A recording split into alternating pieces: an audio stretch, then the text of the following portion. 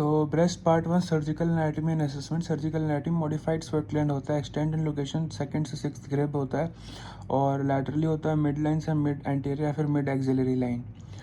Axillary tail of Spence से एक चीज़ होता है जो कि एक्सटेंड्स अप टू एक्सिला होता है, can be mistaken as a lump.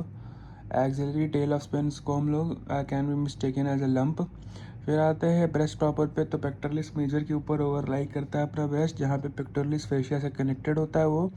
और लैक्टिफेरस डक्ट्स होते हैं 9 से 12 जो कि ओपन करते हैं निप्पल में। सस्पेंसरी लिगामेंट्स ऑफ कूपर होते हैं जो कि पेक्टोरलिस फैशिया जो कि पेक्टोरलिस मेजर के ऊपर होता है, पेक्टोरलिस फैशिया से लेकर के स्किन तक एक्सटेंड करते हैं सस्पेंसरी लिगामेंट्स ऑफ कूपर। ये शेप ऑफ ब्रेस्ट मेंटेन करते हैं। तो वही अगर क्लिनिकल साइंस पे आते हैं तो डिम्पलिंग, रिट्रैक्शन ऑफ निप्पल और प्यूडी ऑरेंज। डिम्पलिंग मतलब बोले तो due to involvement of ligament of Cooper in malignancy, due to involvement of ligament of Cooper in malignancy, तो उसके कारण डिम्पलिंग हो जाएगी, यानी शेप ऑफ ब्रेस्ट बर्बाद हो जाएगा। डिम्पलिंग के बाद आता है प्यूडी रिट्रैक्शन ऑफ निप्पल। ये retraction of nipple not a sign of involvement of skin in breast है। इसमें दो टाइप का होता है, स्लिट लेग डक्टेक्टेसिया और सर्कमफेरेंशियल यानी कैंसर। तो डिम्पलिंग ऑफ ब्रेस्ट देख सकते हैं अपन यहाँ पे, इस प्रकार से शेप ऑफ ब्रेस्ट बर्बाद हो गया नीचे में लिगामेंट ऑफ कूपर के कारण। फिर दूसरा आता है रिट्रैक्शन ऑफ निप्पल। ये भी दो तरह का हो सकता है, स्लिट लाइक और सर्कमफेरेंशियल। स्लिट लाइक हो गया डीसीआई डक्टेसिया और सर्कमफेरेंशियल हो गया कैंसर। फिर आता है प्यूडी ऑरेंज या फिर पीडीओ जिसको कहते हैं orange peel appearance, involvement of subdermal या फिर superficial subdermal lymphatics, subcutaneous lymphatics कह सकते हैं। Specially more than 1/3 of the breast involve, तो उसको कहते हैं इन्फ्लेमेटरी ब्रेस्ट कैंसर। तो अगर more then 1/3 of the breast cancer अगर प्यूडी ऑरेंज है, ऑरेंज पील जैसा है, देखो ऑरेंज जैसा लग रहा है ना स्किन, ये होता है सुपरफिशियल सबक्यूटेनियस या सबडर्मल लिम्फेटिक्स के कारण, ब्लॉकेज के कारण। रिट्रैक्शन ऑफ निप्पल हो रहा था, नॉट इन्वॉल्वमेंट ऑफ ब्रेस्ट। दो टाइप का हो सकता है, स्लिट लाइक और सर्कमफेरेंशियल। स्लिट लाइक हो गया डक्टेक्टेसिया और सर्कमफेरेंशियल हो गया कैंसर में। डिम्पलिंग ऑफ ब्रेस्ट हो रहा था due to ligament of Cooper जो कि शेप मेंटेन कर रहा था। Ligament of Cooper pectoral fascia से लेकर स्किन तक एक्सटेंड करता है। अब आता है लिम्फेटिक ड्रेनेज ऑफ ब्रेस्ट। तो लिम्फेटिक ड्रेनेज में भी दो टाइप का होता है, एक्सिलरी लिम्फ नोड जो कि 85 से 90% होता है, और इंटरनल मेमोरी नोड जो कि स्टर्नम के आसपास होता है, उसमें होता है 10 से 15%। एक्सिलरी लिम्फ नोड्स में डिवीजन होता है क्लिनिकल एग्जामिनेशन में। पहले तो हो गया इंटीरियर पोस्टीरियर, फिर हो गया लैटरल, फिर हो गया एपिकल और सेंट्रल एक होता है, ठीक है। और सर्जिकल डिवीजन होता है पेक्टोरलिस माइनर के रिलेशंस के हिसाब से। अगर लैटरल है पेक्टोरलिस माइनर के, यानी कि दूर है पेक्टोरलिस माइनर के, बाहर है, तो लेवल 1। पेक्टोरलिस माइनर के अपॉन है तो लेवल 2, और पेक्टोरलिस माइनस की मीडियल है तो लेवल 3। एक और चीज़ आता है रोटरस लिम्फ नोड जिसको कहते हैं present between pectoralis major and pectoralis minor. Sentinel lymph node first draining lymph node from any cancer, उसको कहते हैं sentinel lymph node. Rotter's lymph node क्या है, present between pectoralis major and minor. तो याद रखना पेक्टोरलिस मेजर और minor के बीच के लिम्फ नोड को कहते हैं रोटर्स। अब आते हैं ब्रेस्ट के फंक्शनल यूनिट पे। तो ब्रेस्ट के फंक्शनल यूनिट में दो ग्लैंड्स होते हैं जिसको कहते हैं terminal duct lobular unit, TDLU। TDLU is the functional unit of breast. TDLU होता क्या है, दो TDLU के बीच में स्ट्रोमा होता है, ठीक है। Most cancers arise here TDLU में, टर्मिनल डक्टल लोबर यूनिट, ठीक है। Terminal duct lobar unit, lobular unit. तो छोटा छोटा लोब्यूल जो है वो होता है TDLU, ये फंक्शनल यूनिट ऑफ ब्रेस्ट है। और स्ट्रोमा में होता है, तो स्ट्रोमा कैंसर्स को क्या कहते हैं, एग्जांपल बताओ, जैसे कि पेजेट्स फाइलॉइड्स ट्यूमर और फाइब्रोएडिनोमा और फाइलॉइड्स, ठीक है। ये दोनों हो गया स्ट्रोमा ट्यूमर। अब आते हैं assessment of breast cancer, breast lump, breast cancer नहीं, ब्रेस्ट लंप। पहले लंप है, ठीक है, तो वो पेशेंट आया तुम्हारे पास, तो असेसमेंट कैसे करोगे, तो असेसमेंट करते हैं ट्रिपल असेसमेंट से। पहले क्लिनिकल एग्जामिनेशन करते हैं, हाथ से छू छा के देख के इंस्पेक्शन करके, फिर उसके बाद रेडियोलॉजिकल डायग्नोसिस के लिए इन्वेस्टिगेशन करते हैं, और फिर हिस्टोपैथोलॉजिकल इन्वेस्टिगेशन करते हैं। तो सबसे पहले आता है क्लिनिकल एग्जामिनेशन, फिर आता है रेडियोलॉजिकल एग्जामिनेशन, फिर आता है हिस्टोपैथोलॉजिकल, HP लास्ट करते, ठीक है। पहले क्लिनिकल एग्जामिनेशन करोगे, फिर अल्ट्रासाउंड मैमोग्राफी MRI करोगे, और फिर लास्टली HNE में करोगे, फाइन नीडल एस्पिरेशन साइटोलॉजी और कोर ट्रूकट बायोप्सी। तो क्लिनिकल एग्जामिनेशन में क्या करोगे, डिटेल हिस्ट्री लोगे उस पेशेंट का जो कि अपने को पता है हिस्ट्री फॉरवर्ड ब्रेस्ट का। फिर हो गया ब्रेस्ट एग्जामिनेशन। ब्रेस्ट एग्जामिनेशन में पाल्पेशन करोगे, तो पाल्पेशन में बेस्ट मेथड क्या है ब्रेस्ट एग्जामिनेशन का, dial clock method. Dial clock method is the best examination for clinical examination. अब आते हैं रेडियोलॉजिकल एग्जामिनेशन। क्लिनिकल एग्जामिनेशन इतना ही दे रखा है थ्योरी में, वो डिटेल में अपन पढ़े हैं S10 वगैरह में, ठीक है। रेडियोलॉजिकल इन्वेस्टिगेशंस में आ गया initial investigation less than 40 years और मोर देन 40 ईयर्स। तो अगर लेस देन 40 ईयर्स है तो ग्लैंड्स मोर देन फैट होता है, जिसमें कि अल्ट्रासोनोग्राफी करते हैं 40 से कम में। हालांकि अगर 40 से ज़्यादा है बुढ़िया तो फैट मोर देन ग्लैंड होता है प्री डिस्पोजिशन ब्रेस्ट कैंसर का, तो वहाँ पे मैमोग्राफी यूज़ करेंगे। Mammography is not sensitive in ages less than 40। Both lesions and normal glandular tissues are hyper intense, इसीलिए 40 से कम में मैमोग्राफी नहीं करते। मैमोग्राफी सिर्फ 40 के बाद करते हैं। 40 से कम में अल्ट्रासाउंड करते हैं, क्योंकि 40 से कम में जो ग्लैंड है और जो लीजन है दोनों सेम जैसा लगेगा, ठीक है। अब तुम क्लिनिकल एग्जामिनेशन कर लिया और रेडियोलॉजी कर लिया, तो रेडियोलॉजी में फिर बिराड स्कोर आता है। बिराड स्कोर का फुल फॉर्म है ब्रेस्ट इमेजिंग रिपोर्टिंग एंड क्या था, डेटा सिस्टम, ठीक है, डेटा सिस्टम याद रखना। तो ब्रेस्ट इमेजिंग रिपोर्टिंग जैसे थायराइड इमेजिंग रिपोर्टिंग था एंड डेटा सिस्टम्स, ठीक है। तो बिराड्स में 0 में होता है needs additional imaging, recall for additional imaging, और लाइक्लीहुड ऑफ कैंसर नहीं होता है बिराड 0 में। बिराड्स 1 निगेटिव होता है, रूटीन स्क्रीनिंग इन 1 ईयर होता है और एसेंशियली 0 होता है लाइक्लीहुड ऑफ कैंसर 1 में। 2 में बेनाइन होता है, ठीक है। 3 में भी प्रॉब्ली बेनाइन होता है, तो 2 और 3 प्रॉब्ली बेनाइन कह दो। 2 में करते हैं रूटीन स्क्रीनिंग इन 1 ईयर एसेंशियली 0%। 3 में करते हैं शॉर्ट टर्म फॉलोअप 6 मंथ्स और 0 to 25%। 4 में करते हैं सस्पिशियस, 5 में करते हैं हाईली सजेस्टिव फॉर मैलिग्नेंसी, 6 में करते हैं नॉन बायोप्सी। तो 5 और 6 के लिए हम लोग करेंगे टिश्यू, 4 और 5 के लिए करेंगे टिश्यू डायग्नोसिस। 2 और 3 में स्क्रीनिंग करोगे, 2 में स्क्रीनिंग करोगे रूटीन स्क्रीनिंग इन 1 ईयर, ठीक है। 3 में करोगे short term follow up for 6 months, 3 में करोगे short term follow up for 6 months, 3 में करोगे short term follow up for 6 months. 1 और 2 में करोगे रूटीन स्क्रीनिंग इन 1 ईयर, 1 साल बाद फिर से रूटीन स्क्रीनिंग करोगे 1 और 2 में। 3 में करोगे तुम short term follow up after 6 months, और 4 और 5 में तुम करोगे टिश्यू बायोप्सी, ठीक है, टिश्यू डिफरेंस डायग्नोसिस, जिसमें करोगे तुम बायोप्सी। टिश्यू डायग्नोसिस के लिए तुम डालोगे 4 और 5 को, 2 और 1 और 2 को डालोगे तुम 1 ईयर में फिर से दिखाने आओ। 3 में तुम करोगे 6 महीने पे, और 1 निगेटिव होता है, 2 बेनाइन होता है, 3 प्रॉब्ली बेनाइन होता है, 4 सस्पिशियस होता है, 5 suggestive of malignancy, 6 proper malignancy, और 6 में तो प्रॉपर तुमको surgical excision of the breast करना पड़ेगा।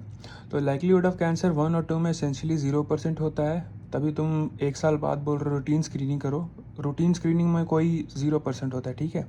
3 और 4 में तुम देखो, 3 और 4 में 0 से 25% हो गया, 3 लाइकली प्रॉब्ली बेनाइन, 4 हो गया सस्पिशियस, जिसमें 2 से लेकर 95% तक कुछ भी हो सकता है, कोई गारंटी नहीं है। 5 में 95% होता है और 6 में नॉट अवेलेबल, क्योंकि 100% है, नॉन बायोप्सी प्रूवन है, तो पूरा सर्जिकल एक्सिजन करना ही पड़ेगा 6 में। जबकि 4 और 5 में तुम टिश्यू डायग्नोसिस कर सकते हो बाया बायोप्सी। 1 और 2 में तुम करोगे रूटीन स्क्रीनिंग 1 ईयर, 4 में करोगे तुम टिश्यू डायग्नोसिस और 5 में करोगे टिश्यू डायग्नोसिस, 3 में करोगे तुम 6 महीने बाद फिर से। ये हो गया बिराड स्कोरिंग। बिराड्स के बाद आता है ARBRS, breast American I think society of breast research systems है कुछ, ब्रेस्ट कैंसर स्क्रीनिंग गाइडलाइंस। इसमें क्या है, 4 बात है। अगर 25 से बुढ़िया है, ठीक है, तो formal risk assessment for breast cancer करोगे, एग्जांपल गेल इंडेक्स। अगर एवरेज रिस्क है तो बेनाइन ईयरली मैमोग्राफी करोगे 40 साल पे। लाइफ एक्सपेक्टेंसी अगर 10 साल से कम है, बुढ़िया मरने वाली है 10 साल के अंदर, तो सीज screening mammography. Obviously screening mammography करने की जरूरत नहीं, कोई लाइफ एक्सपेक्टेंसी 10 साल से कम का है, मरने ही वाली है वो। Higher than average risk yearly screening mammography और सप्लीमेंटल इमेजिंग, जिसमें हेरिडिटरी ससेप्टेबिलिटी फॉर ब्राका और posterior chest wall radiation between 10 to 30 years, उसमें एनुअल MRI फॉर 25 साल और 3D मैमोग्राफी फ्रॉम 30 ईयर्स। और प्रेडिक्टेड लाइफ टाइम रिस्क अगर more than 20% है by any mode, तो स्ट्रॉन्ग और या फिर स्ट्रॉन्ग फैमिली हिस्ट्री है तो 3D मैमोग्राफ फ्रॉम 35 ईयर्स, और if mammogram not showing features तो MRI। तो अगर हायर देन एवरेज रिस्क है, मतलब तुमको पता है कि ये रिस्की है, तो रिस्की में क्या क्या आता है, smoking, early menarche, late menopause, और क्या था, और हाँ ब्रका म्यूटेशन, और भी बहुत कुछ। तो अगर तुमको पता है हायर देन एवरेज रिस्क इसमें, तो हर साल मैमोग्राफी करोगे, जो कि 2-3 में भी करते थे, और सप्लीमेंटल इमेजिंग करोगे। अब इमेजिंग कैसे करते हैं, अगर हेरिडिटरी ससेप्टेबिलिटी और प्रायर चेस्ट वॉल रेडिएशन है तो, और अगर प्रेडिक्टेड लाइफ टाइम रिस्क मोर देन 20% और स्ट्रॉन्ग फैमिली हिस्ट्री है तो, हेरिडिटरी ससेप्टेबिलिटी ऑफ ब्राका है और प्रायर चेस्ट वॉल म्यूटेशन है, तो फिर एनुअल MRI फ्रॉम 25 ईयर करने लोगे और 30 साल से फिर 3D मैमोग्राफी करोगे। और अगर predicted life time is more than 20 years है बाय एनी मोड या फिर स्ट्रॉन्ग फैमिली हिस्ट्री है तो 3D मैमोग्राम फ्रॉम 35 ईयर्स और मैमोग्राम नॉट शोइंग फीचर्स तो MRI। एवरेज रिस्क कहने का मतलब बेनाइन ईयरली स्क्रीनिंग मैमोग्राफी हर 40 साल के बाद, ये मैमोग्राफी 40 साल के बाद करते हैं और अल्ट्रासोनोग्राफी 40 से कम में करते हैं। तो एवरेज रिस्क है, और अगर बेनाइन ईयरली स्क्रीन मैमोग्राफी है तो 40 ईयर्स से करेंगे। 25 साल से ज़्यादा है formal risk assessment for breast cancer कर दोगे, जैसे कि गेल इंडेक्स कहते हैं। लाइफ एक्सपेक्टेंसी 10 साल से कम है तो सी स्क्रीनिंग मैमोग्राफी की पता है मरने वाली है तो कोई ज़रूरत नहीं। और अगर हायर देन एवरेज रिस्क है, ईयरली स्क्रीनिंग मैमोग्राफी है प्लस एब्डोमिनल इमेजिंग है, हेरिडिटरी सब्सिबिलिटी और prior chest wall radiation between 10 to 30 years, तो एनुअल MRI 25 साल से करो, 25 साल से करोगे। 3D मैमोग्राफी 30 साल से करोगे। प्रेडिक्टेड अटेंडेंस मोर है तो 35 ईयर से 3D मैमोग्राम। हालांकि मैमोग्राफी याद रखना, मैमोग्राफी करते 40 के बाद है, ठीक है ना, इनिशियली रेडियोलॉजिकल इन्वेस्टिगेशन में। ये तो बस स्पेशल केसेस है, ARBRS ब्रेस्ट गाइडलाइंस है। अब आते हैं रेडियोलॉजी का पहला मोल जिसको कहते हैं मैमोग्राफी।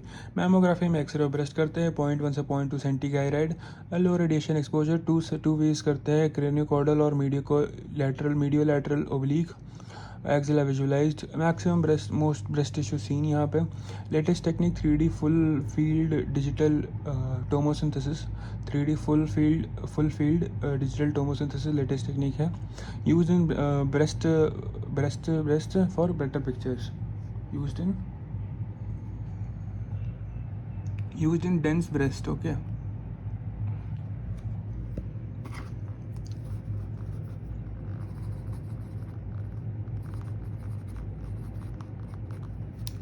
तो सबसे पहले आता है मैमोग्राफी।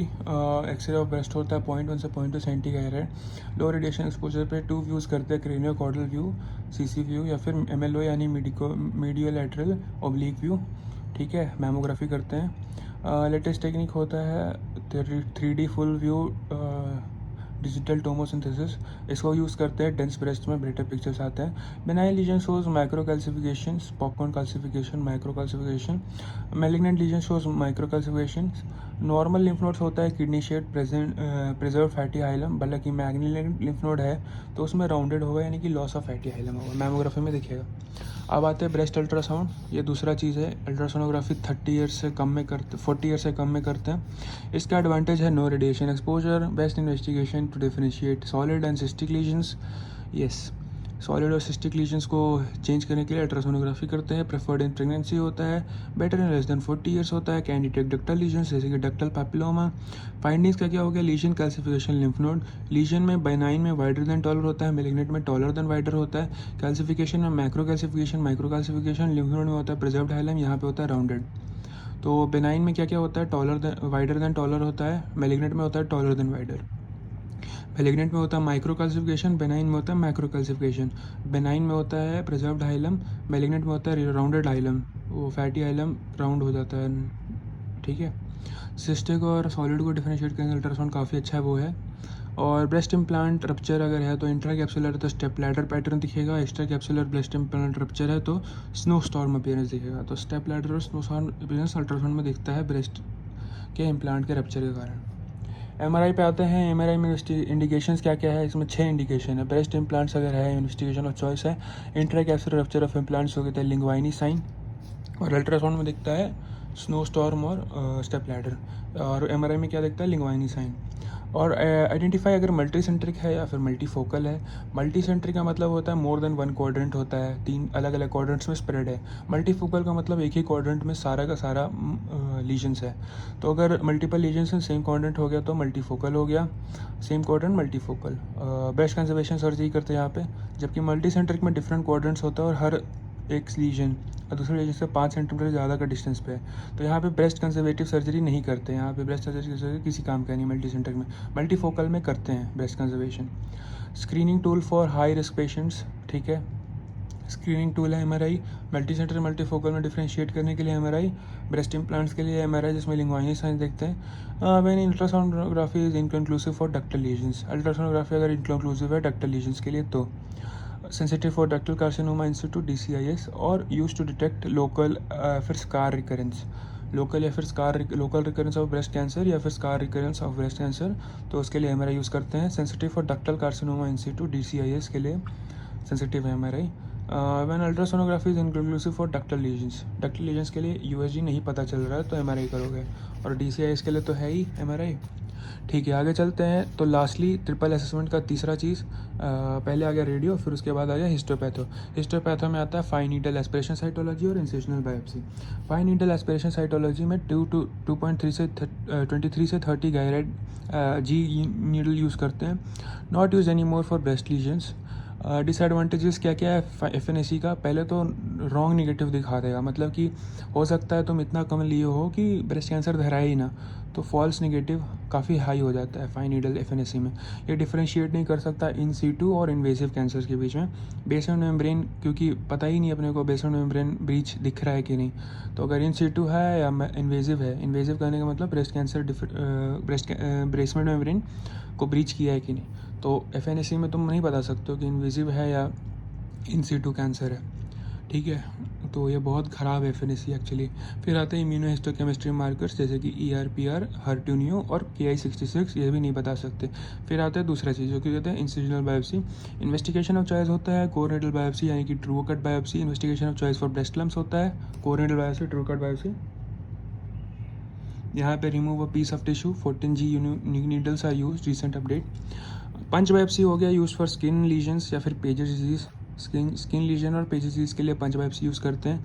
फिर आ गया vacuum assisted breast biopsy, VABB। यहाँ पे 8 to 11G probe attach to vacuum, 8 to 11G probe attach to vacuum होता है। Use for scarless fibroadenoma surgery, use for scarless fibroadenoma surgery. Excisional biopsy यहाँ पे गोल्ड स्टैंडर्ड होता है investigation, 100% chance of detection. Excisional biopsy gold standard होता है investigation. एक्सेजनल biopsy हो गया, कोरनेडल बायोप्सी हो गया, पंच बायोप्सी हो गया, VABB हो गया, वैक्यूम असिस्टेड ब्रेस्ट बायोप्सी। तो कोरनेडल बायोप्सी यानी ट्रू कट बायोप्सी हो गया, पंच बायोप्सी हो गया, VABB यानी वैक्यूम असिस्टेड ब्रेस्ट बायोप्सी हो गया, और क्या होगा excisional biopsy. Vacuum assisted breast biopsy हो गया 8 to 11G probe attach to vacuum, use for scarless fibroadenoma surgery. Excisional biopsy हो गया gold standard investigation, 100% chance of detection. फिर आते हैं क्या क्या हो गया, एक्सेजनल बायोप्सी हो गया यानी true cut biopsy, core needle biopsy यानी true cut biopsy, excisional biopsy वो gold standard excisional biopsy. True cut biopsy यानी कि कोरनेडल बायोप्सी, और पंच बायोप्सी हो गया पेज डिजीज और स्किन डिजीज के लिए। VABB हो गया स्कारलेस फाइब्रोडिनोमा सर्जरी के लिए। वैक्यूम असिस्टेड VABB हो गया स्कारलेस फाइब्रोडिनोमा सर्जरी के लिए। VABB हो गया स्कारलेस फाइब्रोडिनोमा सर्जरी के लिए। इंसेजनल बायोप्सी में क्या क्या आ गया? सबसे पहले आया कोरनेडल बायोप्सी यानी कि ट्रू कट बायोप्सी। फिर आ गया पेजेस डिजीज और स्किन अल्सर्स के लिए पंच बायोप्सी। फिर आ गया vacuum assisted biopsy breast biopsy, उसमें हो गया स्कारलेस फाइब्रोडिनोमा सर्जरी के लिए। एक्सेप्शनल बायोप्सी लास्ट है जो कि गोल्ड स्टैंडर्ड है, 100% चांस ऑफ डिटेक्शन है एक्सेप्शनल बायोप्सी में। सो इंसेजनल बायोप्सी में एक्सेजनल बायोप्सी सबसे अच्छा है। ठीक है, अब आते हैं ब्रेस्ट पार्ट 2 में। Risk factors for increase breast cancer हो गया हाई एज, बुढ़ियाओं में, breast early menarche, late menopause, nulliparity, obesity, peripheral conversion of fat by aromatase into oestrogen होता है, तो ईस्ट्रोजन ज़्यादा होता है तो कैंसर का रिस्क ज़्यादा हो जाता है। फिर आता है alcohol, smoking, family history, maternal paternal, hormonal therapy, replacement therapy, और maternal age at the first time of birth जो कि मोर देन 30 ईयर्स है। तो ये हो गया पहला। फिर आता है डुपॉन्ट एंड पेज क्लासिफिकेशन, इसमें होता है risk factor for breast cancer due to pre existing lesion in breast, histological category और रिलेटिव रिस्क। तो हिस्टोलॉजिकल कैटेगरी में आता है cyst, mild hyperplasia of usual type, तो इसको कहते हैं 1। अगर प्रोलिफरेटिव लीजन विदाउट एटाइपिया और स्क्लेरोटिक एडिशंस, और मॉडरेट और florid ductal hyperplasia of usual type, radial scar और intraductal papilloma 1.3 to 1.9, atypical hyperplasia, atypical ductal hyperplasia, atypical lobular hyperplasia, इसमें हो गया 4 to 5, कार्सिनोमा इन सिटू में 9 टाइम्स। तो सबसे पहले आ गया non proliferative lesion, cyst, mild hyperplasia of usual type, ये हो गया 1। फिर आ गया क्या proliferative lesions without atypia, sclerosing adenosis, florid ductal hyperplasia, radial scar, intraductal papilloma 1.3 to 1.9 times, atypical hyperplasia, atypical ductal hyperplasia, atypical lobular hyperplasia 4 to 5 times, carcinoma in situ में 9 times. Non proliferative lesions है तो cyst है तो mild hyperplasia of usual type है, तो mild hyperplasia, cyst और non proliferative lesions हो गया 1। Proliferative lesions without atypia, sclerosing adhesions, fluoroductal hyperplasia, radial scar, interductal papilloma 1.0 to 1.9 times, atypical ductal hyperplasia, atypical lobular hyperplasia, atypical कुछ भी है तो 4 to 5 times है, atypical hyperplasia, atypical ductal hyperplasia, atypical lobular hyperplasia तो 4 to 5 times, carcinoma in Situ 9 times. अगर proliferative lesions without एटाइपिया है, sclerosing एडेशंस है, fluoride ductal hyperplasia है, रेडियल स्कार है, इंटरडक्टल एपिलोमा है तो 1.3 से 1.9 times, cyst mild hyperplasia of usual type, cyst mild hyperplasia of usual type, non proliferative lesions columnar cell change तो 1, यानी नो रिस्क 1, 1.3, 1.5, फिर क्या हो गया 1.3, 1.9, फिर क्या होगा 4 to 5 टाइम्स, जिसमें हो गया हाइपरप्लेशिया विद एटीपिया, एटीपिया कल डक्टल हाइपरप्लेशिया, एटीपिकल लोबुलर हाइपरप्लेशिया में हो गया 4 to 5 टाइम्स, कार्सिनोमा से होगा 9 टाइम्स, सिस्ट और माइल्ड हाइपरप्लेशिया में हो गया 1, नो रिस्क। फिर आ गया proliferative lesions without atypia, sclerosing adenosis, florid ductal hyperplasia, radial scar, इसको कहते हैं Dupont and Page, risk of breast cancer in pre existing lesion in breast. तो ये सारा प्री एग्जिस्टिंग लीजन्स है, इसमें कितना कैंसर है रिलेटिव रिस्क, उसको कहते हैं डुपॉन्ट एंड पेज क्लासिफिकेशन। अब आते हैं नोट पे, breast cancer conditions associated with increase risk in smokers, जैसे कि breast cancer, duct cancer, duct ectasia और Paget's and Mondor's, breast cancer, duct ectasia और मॉन्डर्स डिजीज़, ये सब हो गया smoke associated with high risk in smokers. फिर आता है protective factors against breast cancer, maternal age at first line live birth हो गया less than 20 years, maternal age at first live birth less than 20 years, breast feeding हो गया more than 1 year, low dose OCPs do not increase risk of breast cancer. Protective factors against breast cancer हो गया maternal age at first live birth less than 20 years, breast feeding हो गया more than 1 year, low dose OCPs do not increase risk of breast cancer. Breast cancer में हो गया gene associated breast cancer हो गया 10% of familial, 90% हो गया sporadic, most common gene associated mutated in breast cancer हो गया P53, फेमिलियल ब्रेस्ट कैंसर हो गया BRCA1, ER/PR पॉजिटिव हो गया breast cancer PIK3CA, triple negative breast cancer हो गया TNBC या फिर HER2 न्यू पॉजिटिव हो गया P53। तो breast cancer associated increase risk in smokers हो गया breast cancer, duct ectasia and Mondor's disease. फिर हो गया protective factors against breast cancer हो गया maternal age at first live birth less than 20 years, breast feeding more than 1 year, low dose OCPs do not increase the risk of breast cancer. Protective factors in breast cancer क्या क्या हो गया maternal age at first live birth less than 20 years और breast feeding more than 1 year, breast feeding more than 1 year. Breast cancer associated gene associated हो गया breast cancer 10% हो गया familial, 90% हो गया sporadic. Most common gene mutated in breast cancer होता है P53, most common gene associated in familial breast cancer होता है BRCA1, most common gene mutated in ER/PR positive breast cancer होता है PIK3CA, और most common gene mutated in triple negative breast cancer होता है HER2 new या positive होता है P53। ब्रेस्ट कैंसर में होता है P53, फेमिलियल ब्रेस्ट कैंसर होता है BRCA1, ER/PR पॉजिटिव में होता है PIK3CA और ट्रिपल नेगेटिव यानी TNBCA में होता है HER2 या फिर HER2 न्यू पॉजिटिव में होता है, ट्रिपल नेगेटिव ब्रेस्ट कैंसर का दूसरा नाम है HER2 न्यू पॉजिटिव, उन दोनों में होता है P53। तो ये हो गया ब्रेस्ट कैंसर के जीन्स P53, BRCA1, PIK3CA और P53 फिर से ट्रिपल नेगेटिव में। तो ये हो गया जीन एसोसिएटेड। और ब्रेस्ट कैंसर यूजुअली 90% स्पोरेडिक होता है, 10% फेमिलियल होता है। Maternal age of first life birth less than 20 years, breast feeding for more than 1 year करेंगे तो प्रेडिक्टिव फैक्टर है।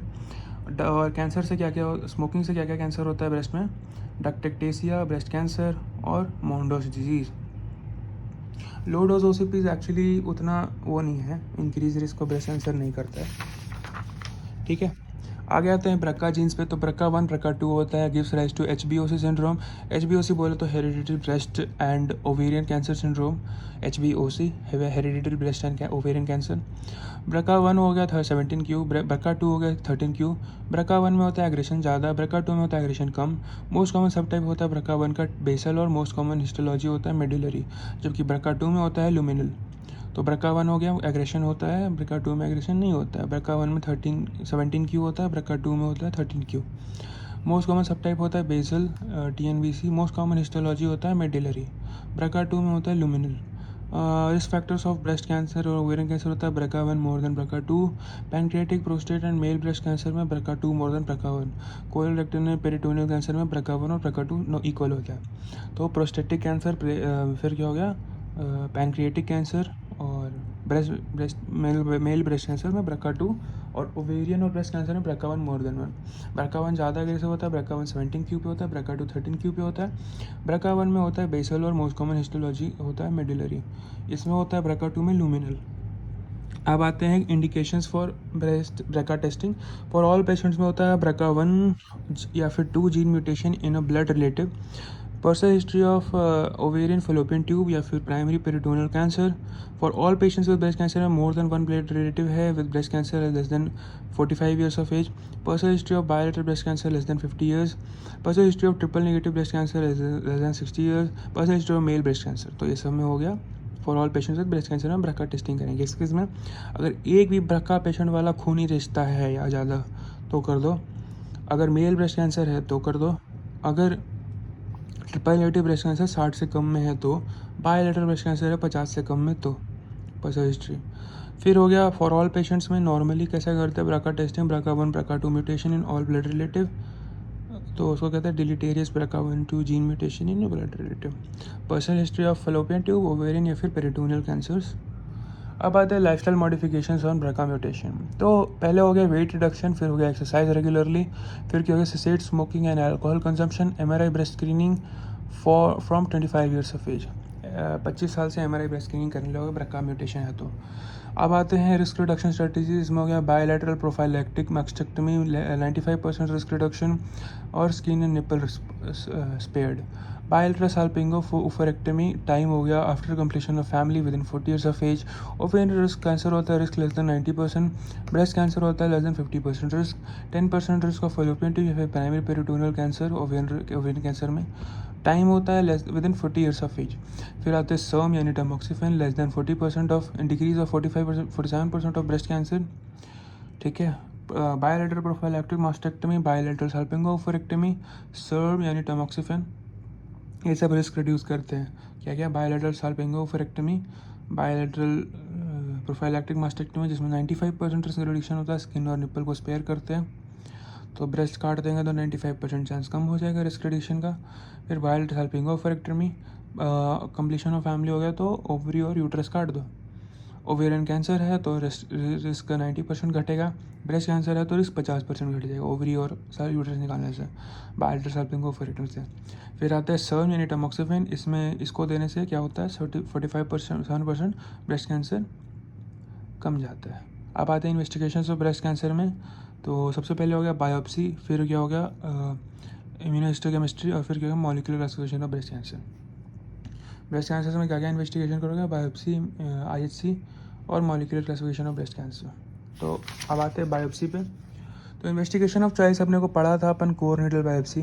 कोर नीडल बायोप्सी का दूसरा नाम क्या था, incisional biopsy, excisional biopsy, right. तो उसके बीच में VAB आता था, कोर नीडल बायोप्सी आता था, और या VAB आता था, पंच बायोप्सी आता था, कोर नीडल बायोप्सी आता था। तो कोर नीडल बायोप्सी का दूसरा नाम है ट्रू कट बायोप्सी। ये investigation of choice of breast lump है, remove a piece of tissue है, 14G यूनिट नीडल करते हैं। पंच बायोप्सी करता है स्किन और स्किन के लिए और पेजेट्स के लिए, और वैक्यूम असिस्टेड ब्रेस्ट करते हैं फाइब्रोडिनोमा के लिए, स्कारलेस फाइब्रोडिनोमा सर्जरी के लिए। एक्सिजनल बायोप्सी गोल्ड स्टैंडर्ड था, याद रखना। तो सबसे पहले आते हैं अपन कोर नीडल बायोप्सी में। यहाँ पे इसका दूसरा नाम है true cut biopsy. Core needle biopsy का दूसरा नाम है true cut biopsy.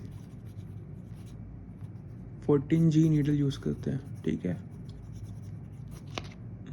Core needle biopsy यानी कि ट्रू कट बायोप्सी, इसमें 14G नीडल यूज़ करते हैं। टाइप हो गया ductal carcinoma, lobular carcinoma. Biology में क्या करते हैं, इम्यूनोहिस्टोकेमिस्ट्री, इन सीटू और इन्वेसिव हो गया ductal carcinoma, lobular carcinoma. Histological सब टाइप्स में हो गया ब्रेस्ट कैंसर में इन्वेसिव डक्टल कार्सिनोमा, और डक्टल कार्सिनोमा हो गया NOS यानी कि not otherwise specified. Special types में हो गया ट्यूबुलर, गुड प्रोग्नोसिस, म्यूसिनस और medullary associated with BRCA1। Immunohistochemistry में है ERPR positive nuclear receptors, already score 0 से 8। हर्टून्यू में हो गया मेम्ब्रेनस मार्कर्स, ग्रेड्स में हो गया 0, 1, 2, 3। 0 और 1 हो गया नेगेटिव, 2 हो गया इक्विवोकल, और 3 हो गया पॉजिटिव इम्यूनोहिस्टोकेमिस्ट्री, ठीक है। अच्छा, बायोप्सी में सबसे पहले आ गया कोर बायोप्सी में हो गया कोर नीडल बायोप्सी।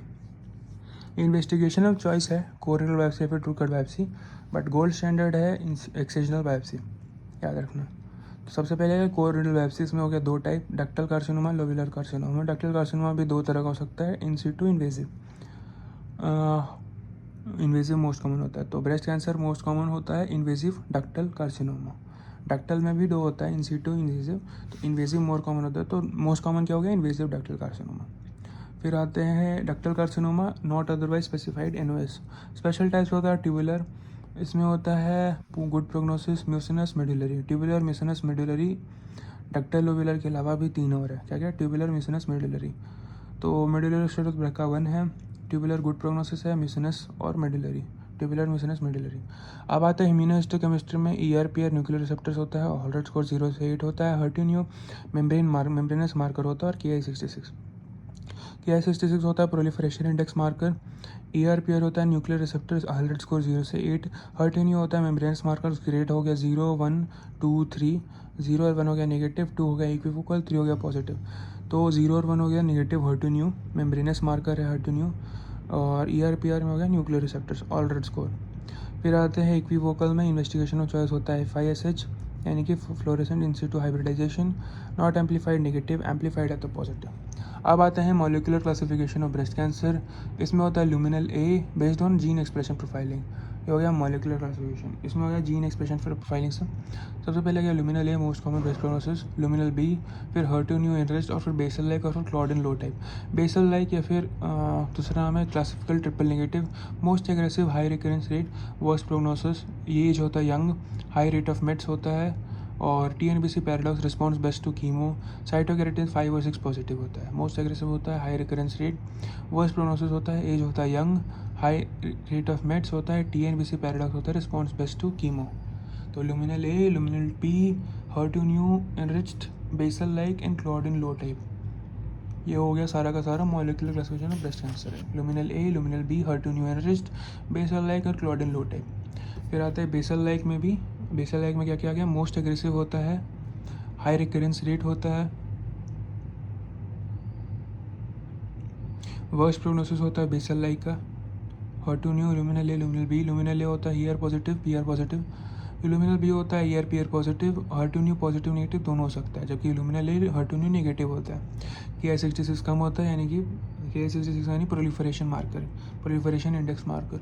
साइटोकेरेटिन 6 और 5 पॉजिटिव होता है सिर्फ बेसल में लाइक में, तो इसीलिए यहाँ पे लिखा हुआ है कि साइटोकेरेटिन 5 और 6 पॉजिटिव है बेसल लाइक या फिर क्लासिकल ट्रिपल नेगेटिव में। बेसल लाइक या फिर classical triple negative most aggressive है, हाई रिकरेंस रेट है, वर्स्ट प्रोग्नोसिस है, एज होता है young, high rate of mets होता है, TNBC पैराडॉक्स यानी ट्रिपल नेगेटिव बेस पैराडॉक्स होता है। इसमें होता है क्या, response best to chemo basal like में, क्योंकि ट्रिपल नेगेटिव है, राइट। सो ट्रिपल नेगेटिव का कॉमन 2 काम नाम क्या हो गया, बेसल लाइक और claudin low type, basal like, claudin low type, ये दोनों हो गया ट्रिपल नेगेटिव। और बेसल लाइक में साइटोकेरेटिन 5 और 6 पॉजिटिव होता है बेसल लाइक में। अब आते हैं स्टेजिंग, तो स्टेजिंग में भी TNM स्टेजिंग होता है। TNM स्टेजिंग बोले तो T से होता है ट्यूमर साइज, N से होता है लिम्फ नोड स्टेटस, और T से होता है, M से होता है डिस्टेंट मेट्स। तो CTNM का मतलब है क्लिनिकल, PTNM का हो गया पैथोलॉजिकल, और RTNM का हो गया रिकरेंट, MTNM का हो गया मल्टीपल ट्यूमर्स, YTNM हो गया आफ्टर न्यू एडजुवेंट थेरेपी, जिसमें हो गया कीमो और radio priority surgery. 8th AJCC classification of TNM staging. TIS हो गया कार्सिनोमा इन सिटू, जिसमें हो गया DCIS और पेजर डिजीज। T1 हो गया लेस देन 2 सेंटीमीटर, T2 हो गया 2 to 5 सेंटीमीटर, और T3 हो गया मोर देन 5 सेंटीमीटर। T4A हो गया involvement of mast cells, chest wall, जिसमें हो गया सेरेटस एंटीरियर, रिब्स और इंटरकोस्टल मसल्स। तो रिब्स हो गए, रिब्स के बीच में इंटरकोस्टल मसल्स हो गए, और उसी के अगल बगल में हो गए सेरेटस एंटीरियर, जो कि थोड़ा स्कैपुला के पास जाता है। तो 3 चेस्ट वॉल में क्या क्या हो गया, उसको कहते हैं T4B, ठीक है। T4A में हो गया चेस्ट वॉल, T4B में हो गया स्किन। तो पहले आ गया T4A में चेस्ट वॉल में होता है चिप कवर, चेस्ट वॉल क्या है, सेरेटस एंटीरियर, इंटरकोस्टल मसल्स और रिब्स। फिर T4B में आता है इन्वॉल्वमेंट ऑफ स्किन होता है, यहाँ पे अल्सरेशन, डायरेक्ट इन्फिल्ट्रेशन, प्यूडी ऑरेंज और सैटेलाइट नोडल्स, और फंगेशन भी लिख सकते हो अगर मन करे तो। अल्सरेशन, डायरेक्ट इन्फिल्ट्रेशन, प्यूडी ऑरेंज और सैटेलाइट नोडल्स। और T4C में होता है T4B प्लस T4A, यानी चेस्ट वॉल और स्किन दोनों है। तो चेस्ट वॉल का क्या था, राइट क्या था, सेरेटस एंटीरियर, रिब्स और इंटरकोस्टल मसल्स। और T4B में क्या था, स्किन में क्या क्या था, ulcers, fungations, direct infiltration of skin, peau d' orange of skin और satellite nodules of skin. T4C में हो गया T4A प्लस T4B यानी कि चेस्ट वॉल और स्किन दोनों, T4C में हो गया। फिर T4D में हो गया इन्फ्लेमेटरी कैंसर, T1 हो गया लेस दैन 2 सेंटीमीटर, T2 हो गया 2 to 5 सेंटीमीटर, T3 हो गया मोर देन 5 सेंटीमीटर, और T4D हो गया इन्फ्लेमेटरी कैंसर। फिर आते हैं N0 में हो गया no regional node metastasis, N1 में हो गया palpable mobile ipsilateral axillary nodules, N2 में हो गया N2A N2B, N2A में हो गया fixed ipsilateral axillary nodules, fixed presence of internal mammary lymph nodes in absence of axillary lymph node. N3 में हो गया N3 N3B N3C, N3A में हो गया इप्सिलैटरल इंफ्राक्लेविकुलर लिम्फ नोड, N3B में हो गया internal memory plus axillary lymph node, N3C में हो गया इप्सिलैटरल सुप्राक्लेविकुलर लिम्फ नोड। ठीक है। N0 में हो गया no regional lymph node metastasis, N1 में हो गया palpable mobile ipsilateral axillary nodule, N2A में हो गया fixed ipsilateral axillary nodule, N2B में हो गया presence in the internal mammary lymph node in absence of axillary lymph node, N1 हो गया no regional lymph node metastasis, N1 हो गया पाल्पेबल इप्सिलैटरल एक्सिलरी नोड्स, और N2A में हो गया इप्सिलैटरल एक्सिलरी नोड्यूल्स। ठीक है। N2B में हो गया presence of internal mammary lymph nodes in absence of axillary lymph node, N3A में हो गया इप्सिलैटरल इंफ्राक्लेविकुलर लिम्फ नोड, N3B में हो गया इंटरनल मेमोरी प्लस एक्सिलरी, और N3C में हो गया सुप्राक्लेविकुलर। M0 में हो गया नो डिस्टेंट मेट्स, M1 में हो गया distant mets. Most common site of mets होता है bone, lumbar vertebrae due to Batson plexus of valveless lesions. क्या था नाम? Batson plexus of valveless lesions, या ऑस्टियोलाइटिक मोर देन ऑस्टियोब्लास्टिक होता है। बोन्स हो गया lumbar vertebrae due to Batson plexus of valveless veins. फिर क्या हो गया नोट में prostate cancer, most common site of mets are bone. Prostate cancer का भी most common site of mets are bone. ये हो गया lumbar vertebrae osteoblastic more than osteoclastic, इसीलिए याद रखना क्योंकि यहाँ पे ऑस्टियोलाइटिक मोर देन प्लास्टिक है, जबकि प्रोस्टेट कैंसर में ऑस्टियोप्लास्टिक मोर देन ऑस्टियोलाइटिक है।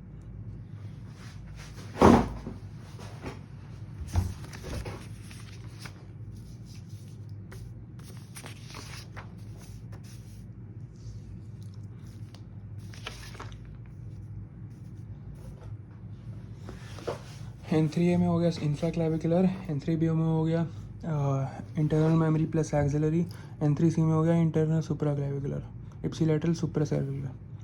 फिर क्या हो गया M0 और M1, most common site of mets होता है बोन, इसमें हो गया lumbar vertebrae due to Batson plexus of valveless veins. Prostate cancer में most common risk of mets are bone.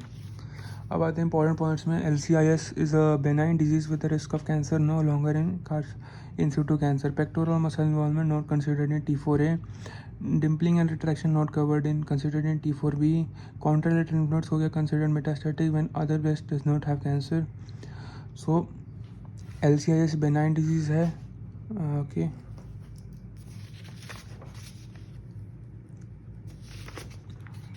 LCIS का full form हो गया lobular carcinoma in situ. Is a benign disease with the risk of cancer no longer in situ cancer. Benign disease with the risk of cancer no longer in situ cancer. Pectoral muscle involvement not considered in T4A. T4A में क्या consider होता है? Chest wall, जो कि हो गया serratus anterior, ribs और intercostal muscles. और dimpling and retraction not considered in T4B. T4B में क्या क्या कंसिडर कर रहे थे? प्यूडी ऑरेंज, अल्सरेशन, फंगेशन और सैटेलाइट नोडुल्स ऑन स्किन। और फिर हो गया डिम्पलिंग एंड रिट्रैक्शन कंसिडर नहीं करते T4B में। Contralateral lymph nodes consider metastatic when other breast does not have cancer. ठीक है, इसको तभी मेटास्टेटिक कंसिडर करेंगे जब other breast does not have cancer. और N0 में हो गया नो लिम्फ नोड्स, N1 में हो गया लिम्फ नोड्स, N1 में हो गया एक्सिलरी लिम्फ नोड्स, N2 में हो गया N2A N2B, N2A हो गया इप्सिलैटरल एक्सिलरी, N2B में हो गया फिक्स्ड इंटरनल मेमोरी, और N3A में हो गया सुप्राक्लेविकुलर, N3B में हो गया internal memory plus axillary, N3C में हो गया सुप्राक्लेविकुलर। ठीक है, N3A हो गया इंफ्राक्लेविकुलर, N3C हो गया सुप्राक्लेविकुलर। और dimpling and retraction not part of T4B, और T4A का नॉट पार्ट हो गया पेक्टोरल मसल्स। और LCIS हो गया रिस्क ऑफ कैंसर है, no longer in situ cancer. Contralateral lymph node does not have cancer. ठीक है, PET CT करेंगे, पोजिट्रॉन एमिशन टोमोग्राफी। इसमें क्या करते हैं, कंप्यूटर टोमोग्राफी होता है, investigation of choice for staging. Dye होता है 14 FD 18 FDG। FDG का मतलब होता है fluorodeoxy glucose, fluorodeoxy glucose. T half life होता है 110 मिनट। एक्सेप्शन है PET CT is not sensitive for brain. Brain mets में इन्वेस्टिगेशन चॉइस होता है MRI। प्रोस्टेट में भी नहीं करते। PSMA EPET prostate specific membrane antigen pet is done. तो एक्सेप्शन क्या गया है पेट स्कैन का, MRI ब्रेन, उसमें क्या होता है ब्रेन मेट्स नॉट सेंसिटिव। और दूसरा हो गया प्रोस्टेट स्टेन, प्रोस्टेट में PSMA prostate PET prostate specific membrane antigen pet PSMA prostate specific membrane antigen pet is done. अब आते हैं ब्रेस्ट पार्ट 3 में। तो treatment modalities of breast cancer क्या होता है, surgery, chemotherapy, radiotherapy, hormone therapy, 4 तरह का। Surgical management of breast cancer होता है surgery for breast, surgery for lymph nodes. Surgery for breast में होता है BCS यानी कि ब्रेस्ट कंजर्वेशन सर्जरी और मास्टेक्टमी।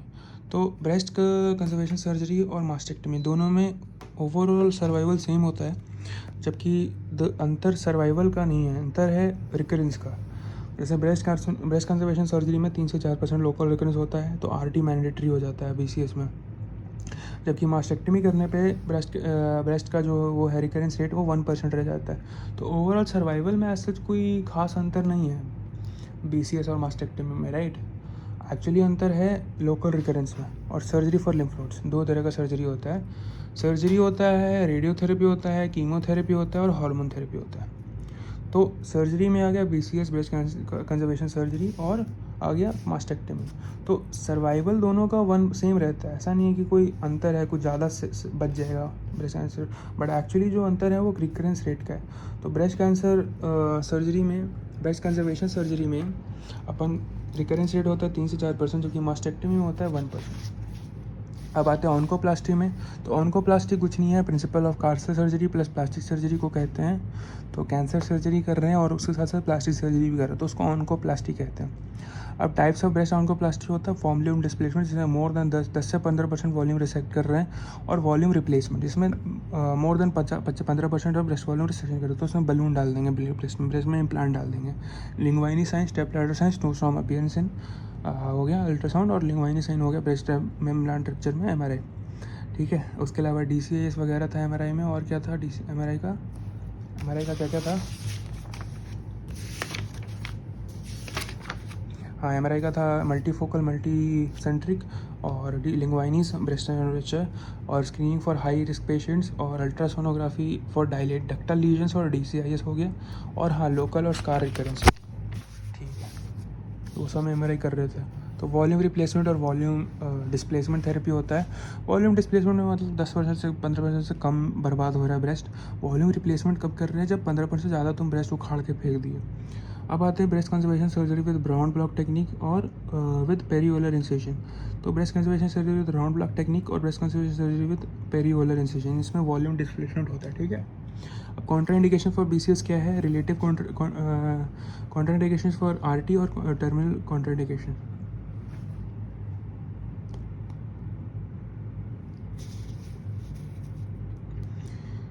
टेक्निकल कॉन्ट्राइंडिकेशन है मल्टी सेंट्रिक ट्यूमर्स, उसमें ब्रेस्ट कंजर्वेशन नहीं करते, ठीक है, और प्रेगनेंसी में भी नहीं करते, ठीक है। रेडियोथेरेपी का क्या है कॉन्ट्राइंडिकेशन, प्रेगनेंसी, तो प्रेगनेंसी में नहीं करोगे BCS, ठीक है। फिर आते हैं रिलेटिव पे, prior RT to chest wall, अगर प्रायर रेडिएशन थेरेपी दे रखे हो चेस्ट वॉल को तो, और कोलेजन वास्कुलर डिजीज की SLE और रूमेटॉइड आर्थराइटिस और सिस्टमिक SLE का फुल फॉर्म था लूपस एरिथ्रोमेटोसिस, ठीक है। सिस्टमिक लूपस एरिथ्रोमेटोसिस और रूमेटॉइड आर्थराइटिस जैसे कोलाजन डिसऑर्डर्स में, कोलाजन और वास्कुलर डिसऑर्डर्स में रेडियोथेरेपी नहीं देते, तो इसीलिए BCS भी नहीं देते। और दूसरा prior radiation therapy to chest wall, तो भी रेडिएशन थेरेपी नहीं देते, तो ब्रेस्ट में नहीं देते।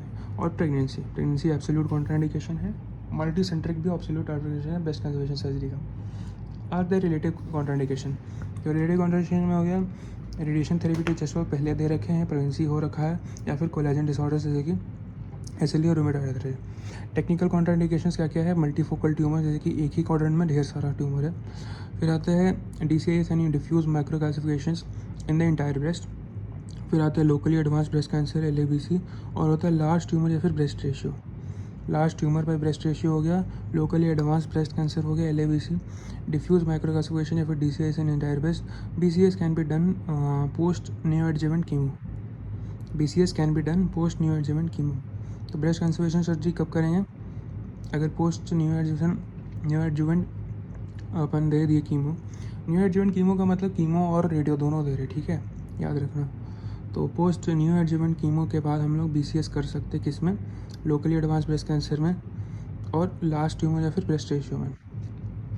ट्यूमर बाय ब्रेस्ट रेशियो ज़्यादा है और अगर लोकली एडवांस्ड है तो अपन दे सकते हैं, ऐसा नहीं कि नहीं कर सकते, BCS कर सकते हैं बट न्यू एडजुवेंट थेरेपी के बाद।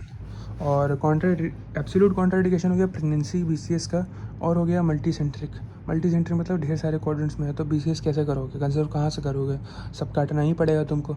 रिलेटिव में हो गया मल्टीफोकल और डिफ्यूज माइक्रोकास्टिकेशन या DCIS इन एंटायर ब्रेस्ट। दूसरे और क्या हो गया? LABC locally advance breast cancer और लार्ज ट्यूमर और लार्ज ट्यूमर बाय ब्रेस्ट है या फिर लोकली एडवांस्ड है तो तुम BCS कर सकते हो आफ्टर कीमो यानी कि साइज़ कम जाएगा ना कीमो करने से। न्यू एडजुवेंट थेरेपी का फ़ायदा होता है कि देने पे साइज़ थोड़ा कम जाता है, तो लोकली एडवांस या फिर लास्ट ट्यूमर जो होता है उसको देने पे ना तुम्हारा थोड़ा साइज़ कम हो जाए न्यू एडजुवेंट थेरेपी के बाद, तो फिर BCS कर सकते हो। तो ऐसे रिलेटिव में आ गया वो, ठीक है। और डिफ्यूज़ DCIS है तो नहीं करोगे, और अगर मल्टीफोकल है तो भी रिलेटिव में नहीं करोगे, बट मल्टी सेंट्रिक है तो भूल जाओ, प्रेगनेंसी है तो भूल जाओ। अब आते हैं मास्टेक्टमी प्रॉपर पे। इसमें होता है रिमूवल ऑफ एंटायर ब्रेस्ट। इसमें होता है सबसे पहले अपना मॉडिफाइड रेडिकल मास्टेक्टमी, और मॉडिफाइड रेडिकल मास्टेक्टमी भी आता है और समथिंग कॉल्ड सिंपल मास्टेक्टमी भी आता है। तो मॉडिफाइड रेडिकल मास्टेक्टमी में हम लोग जो इंसिजन देते हैं वो होता है एलिप्टिकल स्टीवर्ड इंसिजन, और मॉडिफाइड रेडिकल मास्टेक्टमी होता है स्टीवर्ड एलिप्टिकल स्टीवर्ड। इसमें क्या क्या हटाते हैं? ब्रेस्ट हटाते हैं, निपल एरियल कॉम्प्लेक्स हटाते हैं, पेक्टोरल फाशिया हटाते हैं, लेवल 1 2 3 एक्सिलरी लिम्फ नोड हटाते हैं। पेक्टोरल लिम्फ माइनर को हटा भी सकते हैं, नहीं भी हटा सकते। अगर कट कर रहे हैं पेक्टोरल माइनर को तो उसको कहते हैं पेटीज या फिर स्कैंटलन, ठीक है। और अगर रिट्रैक्ट कर रहे हैं पेक्टोरल माइनर को तो ऑचिन क्लॉस। तो ये 3 तरह के MRM आते हैं, ऑचिन क्लॉस, पेटी और स्कैनलन। ऑचिन क्लॉस हो गया, उसे पेक्टोरल माइनर को रिट्रैक्ट कर रहे हैं। पेली और स्कैनलन में पेक्टोरल माइनर को कट कर रहे हैं। फिर आते हैं सिंपल मास्टेक्टमी में लिम्फ नोड को रिमूव नहीं करते। फिर आते हैं एक्सिलरी क्लियरेंस में हो गया मिडिल बाउंड्री में हॉल्स्टर लिगामेंट, सुपीरियर बाउंड्री में हो गया एक्सिलरी वेन, लैटरल बाउंड्री में हो गया थोरैकोडोर्सल पेडिकल, इंफीरियर बाउंड्री में हो गया angular when. Minimum 10 lymph nodes removed in axillary clearance हो गया, minimum 10 lymph node removed in axillary clearance में कम से कम 10 लिम्फ नोड हटाते हैं। एक्सिलरी क्लियरेंस का बाउंड्री क्या क्या है? सो मीडियल बाउंड्री हो गया हाल्स्टेड लिगामेंट, सुपीरियर बाउंड्री हो गया एक्सिलरी वेन, लैटरल बाउंड्री हो गया थोरैकोडोर्सल पेडिकल, इंफीरियर बाउंड्री हो गया एंगुलर वेन। अब आते हैं complications of mastectomy and axillary clearance. तो मास्टेक्टमी कर दी, एक्सिलरी क्लियरेंस कर दिए, कम से कम 10 से 15 लिम्फ नोड काटे तो मेजर लिम्फ नोड में, राइट, 10, कम से कम 10। और एक्सिलरी क्लियरेंस का मार्कर क्या क्या था? लैटरली हो गया थोरैकोडोर्सल पेडिकल, सुपीरियरली हो गया हाल्स्टेड लिगामेंट, मीडियली हो गया सुपीरियरली हो गया एक्सिलरी वेन, मीडियली हो गया हाल्स्टेड लिगामेंट, लैटरली हो गया थोरैकोडोर्सल पेडिकल, और इन्फीरियर बाउंड्री था एंगुलर वेन। याद रखना, ये था एक्सिलरी क्लियरेंस का, जहाँ काटे तुम, और उसमें 10 लिम्फ नोड कम से कम काटोगे। Complications of mastectomy and axillary clearance हो गया, इसमें हो गया ब्लीडिंग, प्राइमरी सेकेंडरी और रिएक्शनरी। फिर हो गया इंजरी टू नर्व्स, जिसमें 4 नर्व्स डैमेज हो सकते हैं, ये ICBN, इंटरकोस्टोब्रेकियल नर्व के कारण नमनेस और लेस सेंसेशन इन एक्सिला हो सकता है। लॉन्ग थोरेसिक नर्व, फिर नर्व सेरेटस एंटीरियर या फिर नर्व ऑफ बेल। इसमें क्या होता है? Winging of scapula, thoracodorsal pedicle में होता है, इफेक्ट्स लैटिसिमस डोर्साई। लैटरल और मीडियल पेक्टोरल नर्व में होता है, इफेक्ट्स पेक्टोरस माइनर और minor. Lateral pectoral nerve, medial pectoral nerve से हो गया पेक्टोरस मेजर और पेक्टोरस माइनर। थोरैकोडोर्सल पेडिकल से हो सकता है effect lactam डोर्साई। Long thoracic nerve, फिर नर्व सेरेटस एंटीरियर, फिर नर्व बेल हो गया विंगिंग ऑफ स्कैपुला। इंटरकोस्टोब्रेकियल नर्व हो गया नमनेस और less sensation of axilla. Long thoracic nerve या फिर नर्व टू सेरेटस एंटीरियर या फिर नर्व ऑफ बेल, उसके कारण हो सकता है winging of scapula. Thoracodorsal pedicle के कारण हो सकता है लैटिसिमस डोर्साई। और लैटरल और मीडियल पेक्टोरल नर्व हो सकता है पेक्टोरस मेजर और minor. Flap necrosis due to compromise blood supply, flap necrosis due to compromise blood supply. Sarcoma formation most common होता है सीरोमा फॉर्मेशन। सीरोमा फॉर्मेशन होता है fluid accumulation beneath the flap. इसमें क्या कहते हैं, रोमोवाक सक्शन ड्रेन करते हैं प्रिवेंशन के लिए। और removed when output is less than 400 cc per day for more then 2 consecutive days. तो फिर सीरोमा फॉर्मेशन में जो वो होता है उसको हटा देते हैं। नर्व्स क्या कहते हैं, ICBN, nerve to serratus anterior, फिर नर्व बेल या फिर लॉन्ग थोरेसिक नर्व। और दूसरा क्या हो गया, ICBN, लॉन्ग थोरेसिक नर्व, और हो गया थोरैकोडॉर्सल नर्व, और क्या हो गया लैटरल और medial pectoral nerve. Lateral medial pectoral nerve हो गया affects pectoral major minor. Thoracodorsal pedicle हो गया एक्सिला को, लैटिसिमस डोर्साई को। थोरैकोडॉर्सल नर्व हो गया लैटिसिमस डोर्साई को। और लॉन्ग थोरेसिक नर्व हो गया विंगियस कैपिला। और इंटरकोस्टल ब्रेकियल नर्व हो गया नमनेस एंड सेंसेशन से एक्सिला। इंजरी टू नर्व्स, फिर फ्लैप नेक्रोसिस। फ्लैप नेक्रोसिस में गया to compromise blood supply. Seroma formation का most common fluid accumulation beneath the flap. Prevention में गया Romovac suction drain removes when output is less than 400 cc per day for 2 consecutive days. Treatment हो गया aspirate under aseptic conditions, pressure dressing, do not put the drain again. Treatment क्या करोगे, aspirate under aseptic conditions, pressure dressing, do not put the drain again. Aspirate under aseptic conditions, pressure dressing, do not put the drain again. फिर आते हैं post मास्टेक्टमी या फिर axillary clearance lymphoedema. Most common cause of upper limb lymphoedema, most common cause of upper limb lymphedema, develops for weeks or months after surgery. Factors which increase incidence, जिसमें हो गया lymph node clearance 5 से 15%, removal of lymph node above axillary vein, radiotherapy to axilla after lymph node clearance. Factors which decrease incidence, sentinel lymph node biopsy, management हो गया skin care, lymphedema, massages, stockings, exercise. Post mastectomy lymphedema, इसमें क्या हो गया most common cause of upper limb lymphedema, और develops few weeks या फिर few months after surgery. Factors which increase in lymph node clearance, अगर 5 से 15% removal of lymph nodes above axillary when कर दिए तो याद करो एक्सिलरी क्लियरेंस में अपन सर्जरी में वो क्या क्या था, एक्सिलरी क्लियरेंस में था अपना मीडियली था, इन्फीरियरली था एंगुलर वेन, राइट. तो यहाँ पे बोल रहे हैं ठीक है, और मीडियली था और लैटरली था और सुपीरियरली था. तो इन्फीरियरली हो गया एंगुलर वेन, सुपीरियरली था क्या था, लैटरली हो गया थोरैकोडॉर्सल वेन, और मीडियली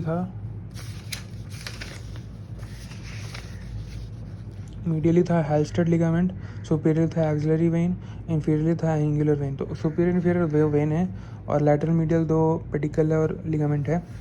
तो थोरैकोडॉर्सल पेडिकल लैटरल है, मीडियली हेल्स्टेड लिगामेंट है, सुपीरियरली एक्सिलरी वेन है और इंफीरियरली एंगुलर वेन है. That's it. तो वही पोस्ट मास्टेक्टमी तो सीरोमा फॉर्मेशन हो सकता है और पोस्ट मास्टेक्टमी ये हो सकता है लिम्फेडिमा. सीरोमा फॉर्मेशन में फ्लूइड एक्यूमुलेशन हो जाता है बीनीथ द फ्लैप. प्रिवेंशन होता है Romovac suction drain, removes when output is less than 400 cc per day for 2 दिन लगातार, तभी हटाओगे रोमोवैक सक्शन ड्रेन को, नहीं तो लहरें लग दोगे सीरोमा फॉर्मेशन को. सीरोमा फॉर्मेशन हो गया तो एस्पिरेशन करोगे, प्रेशर ड्रेसिंग करोगे और पुट ड्रेन फिर से नहीं डालोगे, ठीक है. ओके. अब पोस्ट मास्टेक्टमी या फिर एक्सिलरी लिम्फ नोड लिम्फेडिमा, तो उसमें क्या था, most common cause of upper limb lymphoedema, develops for weeks या फिर मंथ्स आफ्टर सर्जरी. और क्या हो गया, factors which increase incidence, lymph node clearance, removal of lymph node above axillary vein, radiotherapy to axilla after lymph node clearance.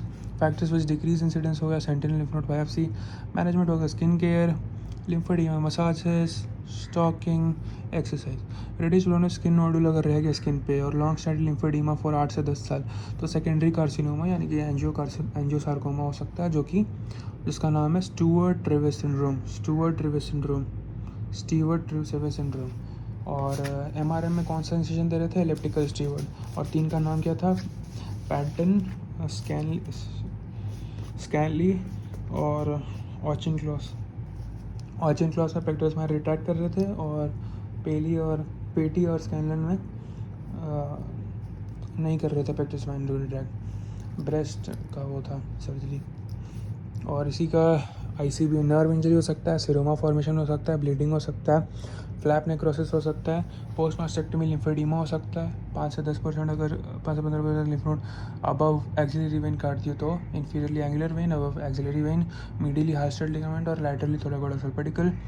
Radiotherapy to axilla after lymph node clearance, factors which decrease incidence होता है sentinel lymph node biopsy, management होता है skin care, lymphoedema, massages, stockings और exercises, management होता है skin care, lymphoedema, massages, stockings और exercise, reddish या फिर ब्लूइश स्किन नोडल्स होता है long standing lymphoedema for 8 to 10 years, secondary cancer या फिर एंजियोसार्कोमा, वहाँ पे होता है Stewart Treves syndrome, local recurrence में हो गया इन्वेस्टिगेशन में, repeat biopsy to confirm diagnosis, IC markers हो गया 10 to 15% can show change in IHC expression, extensive local recurrences covers chest wall like armour, इसको कहते हैं cancer en cuirasse, local recurrence में हो गया इन्वेस्टिगेशन में, repeat biopsy to confirm diagnosis, IHC markers 10 to 15% show change in IHC expression, extensive local recurrence may cover chest wall like armor, cancer and cuirass, ठीक है, local recurrence में investigation में, repeat biopsy to confirm diagnosis, IHC markers 10 to 15% show change in IHC expression, extensive local recurrences covers chest wall like armour, जिसमें क्या होगा cancer and क्यूरेस, investigation में हो गया repeat biopsy to confirm diagnosis, जिसमें हो गया IHC मार्कर्स में 10 to 15% can show change in IHC expression, extensive local recurrences covers chest wall like armour, जिसमें क्या हो गया कैंसर एंड क्यूरेस, रेडिश या फिर ब्लूइश स्किन नोडल्स हो गया long standing lymphoedema for 8 to 10 years, secondary cancer या फिर एंजियोसार्कोमा, उसमें क्या हो गया Stewart Treves syndrome, skin care, lymphoedema, massage, stocking, exercise, factors which decrease incidence हो गया sentinel lymph node biopsy, radiotherapy to axilla after lymph node clearance, local recurrence हो गया इन्वेस्टिगेशन में, repeat biopsy to confirm diagnosis, IHC markers 10 to 50% can show change in IHC expression, extensive local recurrences cover chest wall like armour, इसको कहते हैं cancer and क्यूरेस, ठीक है। फिर हो गया phantom breast syndrome, patient feels as a breast is still present due to ICBN involvement entrapment होता है, इसमें होता है पेन प्रेजेंट, रिकन्स्ट्रक्टिव सर्जरी में होता है ट्रैम और डीप, ट्रैम का फुल फॉर्म होता है transverse rectus abdominis myocutaneous flap, DIEP का फुल फॉर्म होता है deep inferior epigastric arterial perforated flap, तो latissimus dorsal flap can be also used, TRAM और डीप यूज़ करते हैं, transverse rectus abdominal myocutaneous flap, transverse rectus abdominis myocutaneous flap, और deep inferior epigastric artery flap, perforator flap. तो इसमें क्या होता है एलिप्टिकल इंसिजन, यहाँ पे भी एलिप्टिकल इंसिजन, यहाँ पे स्किन फैट और मसल रिमूव क्योंकि मायोक्यूटेनियस फ्लैट है, यहाँ पे सिर्फ स्किन और फैट रिमूव क्योंकि आर्टरी परफोरेटर, राइट। यहाँ पे हो गया increase risk of incisional hernia, यहाँ पे बेस्ट फ्लैप होता है, जो डीप एक्चुअली बेस्ट फ्लैप है, डी का फुल हो गया deep inferior epigastric artery flap, perforator flap. Phantom limb भी एक वो है फैंटम ब्रेस्ट सिंड्रोम, इसमें ICBN इंट्रैपमेंट के कारण हो रहा है, ठीक है, लग रहा है उसको ब्रेस्ट है बट है नहीं, patient feels as a breast is still present, pain होता है फैंटम ब्रेस्ट में ICBN इंट्रैपमेंट के कारण। ओके, सो अब आते हैं फ्लैप सर्जरी पे रिकन्स्ट्रक्शन में। तो दो तरह का रिकन्स्ट्रक्शन सर्जरी हो सकता है, ट्रैम और डीप। ट्रैम में होता है transverse abdominal rectus abdominal myocutaneous flap, और डीप में होता है deep inferior epigastric artery perforator flap. तो मसल फ्लैप है ये, परफोरेटर फ्लैप, यहाँ पे स्किन मसल्स और मसल, यहाँ पे स्किन और फैट सिर्फ, यहाँ पे increase risk of incisional hernia होता है क्योंकि रेक्टस एब्डोमिनस काट रहे हो, राइट, तो हर्निया हो जाएगा due to removal of muscle. और यहाँ पे हो गया best flap due to less abdominal complications, best flap हो गया DIEP और as muscle is not remove. Surgical management of lymph nodes में हो गया patient with enlarge lymph node, biopsy lymph node for cancer, positive और negative. तो positive में हो गया एक्सिलरी क्लियरेंस और नेगेटिव में हो गया SLNB। Patient with enlarge lymph node हो गया biopsy lymph node for cancer, positive हो गया एक्सिलरी क्लियरेंस, नेगेटिव हो गया SLNB। Patient with enlarge lymph node हो गया SLNB। ये वाला साला समझ नहीं आया था हमको पिछले बार भी। हाँ, patient with enlarge lymph node है तो biopsy lymph node for cancer करेंगे, अगर पॉजिटिव आएगा तो एक्सिलरी क्लियरेंस करेंगे और नेगेटिव आएगा तो SLNB करेंगे। और पेशेंट विद एनलार्ज, दोनों जगह एनलार्ज कैसे बैठी चोट, ये वाला चेक करना पड़ेगा, इधर भी एनलार्ज लिखा हुआ है इधर भी एनलार्ज लिखा हुआ है, थोड़ा इसको देखना पड़ेगा। कॉम्प्लिकेशंस में हो गया क्या क्या, स्किन टैटूइंग, ठीक है, रिकन्स्ट्रक्टिव सर्जरी का क्या क्या हो गया कॉम्प्लिकेशंस, स्किन टैटूइंग और एनाफिलैक्सिस और ब्लूइश डिस्कलरेशन ऑफ यूरिन और स्किन नेक्रोसिस, ठीक है। अरे ये क्या है, ये तो उल्टा है, शिट, हाँ अब ठीक है। सेंटिनल लिम्फ नोड बायोप्सी का था वो कॉम्प्लिकेशंस, ओके। तो SLNB कब कर रहे हो, जब patients with enlarge lymph node है या फिर patients with enlarge lymph node है। तो अगर एनलार्ज लिम्फ नोड है तो अगर पॉजिटिव आ रहा है बायोप्सी करोगे तो एक्सिलरी क्लियरेंस करोगे, और अगर नहीं नेगेटिव आ रहा है एनलार्ज लिम्फ नोड में तो फिर SLNB करोगे। आई थिंक यहाँ पे नॉट एनलार्ज लिम्फ नोड होना चाहिए शायद, क्योंकि एनलार्ज है तो तुम बायोप्सी किए, तो अगर पॉजिटिव है तो एक्सिलरी क्लियरेंस करोगे, बायोप्सी करने पे एनलार्ज लिम्फ नोड के अगर नेगेटिव आ रहा है तो SLNB करोगे। तो यहाँ पे शायद नॉन एनलार्ज होगा, मे बी ऐसा देखना पड़ा है, ठीक है। Sentinel lymph node biopsy concept derived by Cabanas in penile cancer. Sentinel lymph node होता है first lymph node of cancer, most commonly होता है present in the level 1 of axilla. Most common nerve injury होता है यही अपना ICBN, intercostal brachial nerve. Cancers where SLNB is used, SLNB is used. Sentinel lymph node biopsy कहाँ का use होता है, multiple melanoma, breast cancer, penis cancer, vulvar carcinoma, head and neck cancers.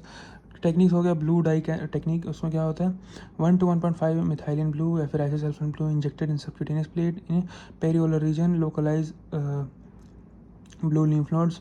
उसमें क्या होता है frozen section in normal container, cancer negative, cancer positive हो सकता है। कैंसर नेगेटिव पे होता है एक्सिलरी क्लियरेंस नॉट नीडेड, उसमें क्या हो गया hence reduce incidence of lymphoedema. Cancer positive होता है मैनेजमेंट होता है एक्सिलरी क्लियरेंस।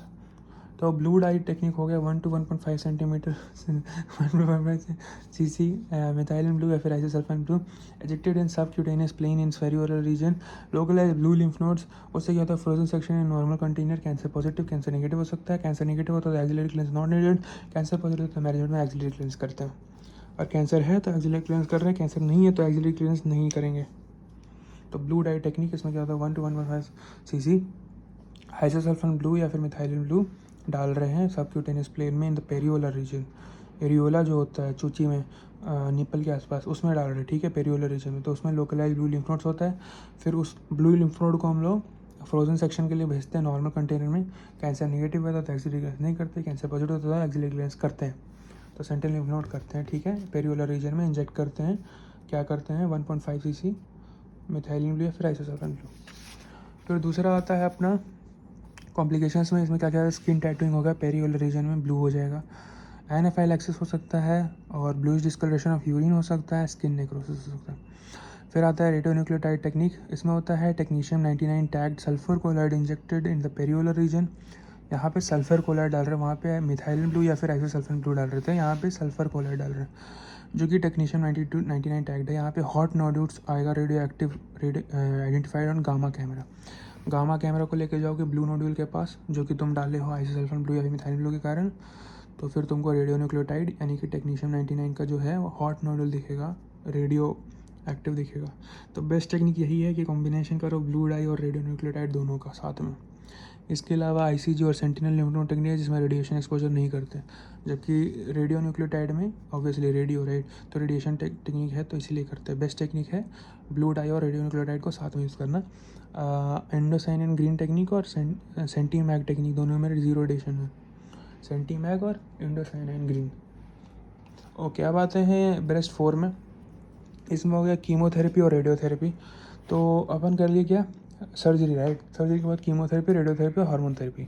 तो कीमोथेरेपी का इंडिकेशन क्या है, अगर पॉजिटिव लिम्फ नोड है LABC में ब्रेस्ट कैंसलेशन सर्जरी थोड़ा रिलेटिव एंट्री कॉन्ट्राइंडिकेशन था, याद करो। ER/PR नेगेटिव है, ER/PR नेगेटिव अगर होता है HRT के साथ उसको होता है बेसल लाइक या फिर जो लुमिनल A लुमिनल B था उसमें क्या था, क्या नाम था उस क्लासिफिकेशन का, मॉलिक्यूलर क्लासिफिकेशन, उसमें क्या था लुमिनल A लुमिनल B हर्टून्यू बेसल लाइक और क्लॉडिन लो।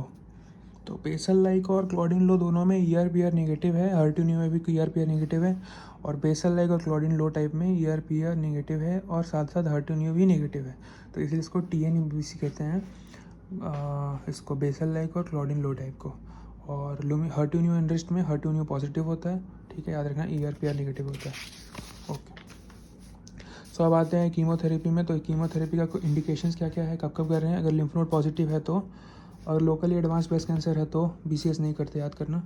फिर ER नेगेटिव है तो करेंगे कीमोथेरेपी। HER2 पॉजिटिव ट्यूमर में भी करते हैं कीमोथेरेपी, ठीक है। अब indication for neo adjuvant therapy. Neo adjuvant therapy में मतलब कीमो और रेडियो साथ दे रहे हैं, तो उसका क्या है, लोकली एडवांस ब्रेस्ट कैंसर दोनों जगह है, ठीक है। ट्रिपल नेगेटिव ब्रेस्ट कैंसर में क्या क्या था, बेसल लाइक और क्लॉडिन लो, ठीक है, कि बेसल टाइप और क्लॉडिन लो दोनों में ट्रिपल नेगेटिव होता है। बेसल लाइफ में साइटोकेरेटिन 5 और 6 भी पॉजिटिव था, याद रखना। फिर क्या हो गया, HER2 पॉजिटिव हो गया, तो लिख ही लेते ट्रिपल नेगेटिव में क्या क्या हो गया, बेसल लाइक और क्लॉडिन लो टाइप।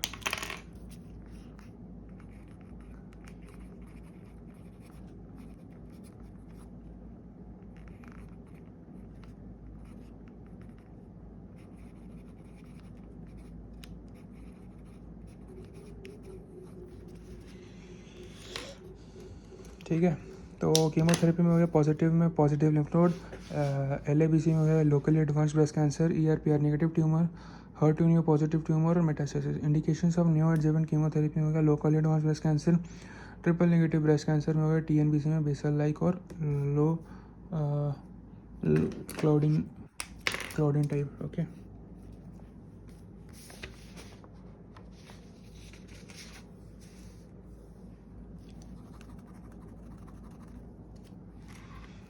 तो क्या क्या होगा, न्यू एडजेवेंट थेरेपी के लिए क्या क्या देंगे, LABC में देंगे, ट्रिपल नेगेटिव में देंगे यानी कि बेसल लाइक और क्लॉडिन लो टाइप में, और क्या देंगे, HER2 पॉजिटिव में देंगे, last tumour with patient desiring breast conservation, last tumours with patient desiring breast cancer में भी देंगे। तो last tumours with patient desiring breast conservation में क्या क्या करेंगे, एडवांटेजेस डाउन स्टेज करेंगे यानी कि डाउन साइज ऑफ ट्यूमर करेंगे, इसमें माइक्रोमेटास्टेसिस को भी कम करेंगे, और इन वाइवो कीमो सेंसिटिव इंडिकेटर जिसको कहते हैं रेसिस्ट क्राइटेरिया, ओके, वो करेंगे। तो HER2 पॉजिटिव में करेंगे chemo new adjuvant chemotherapy, LABC में करेंगे, ट्रिपल नेगेटिव ब्रेस्ट कैंसर में करेंगे, में करेंगे अपन न्यू एडजेवेंट कीमोथेरेपी। और कीमोथेरेपी, सिर्फ कीमोथेरेपी का क्या क्या है, metastasis, HER2 positive, ER negative और लोकली एडवांस्ड और पॉजिटिव लिम्फ नोड्स। एडवांटेजेस क्या है कीमो रेडियोथेरेपी का, यानी कि न्यू एडजेवेंट कीमोथेरेपी का। न्यू एडजेवेंट कीमोथेरेपी का एडवांटेजेस है,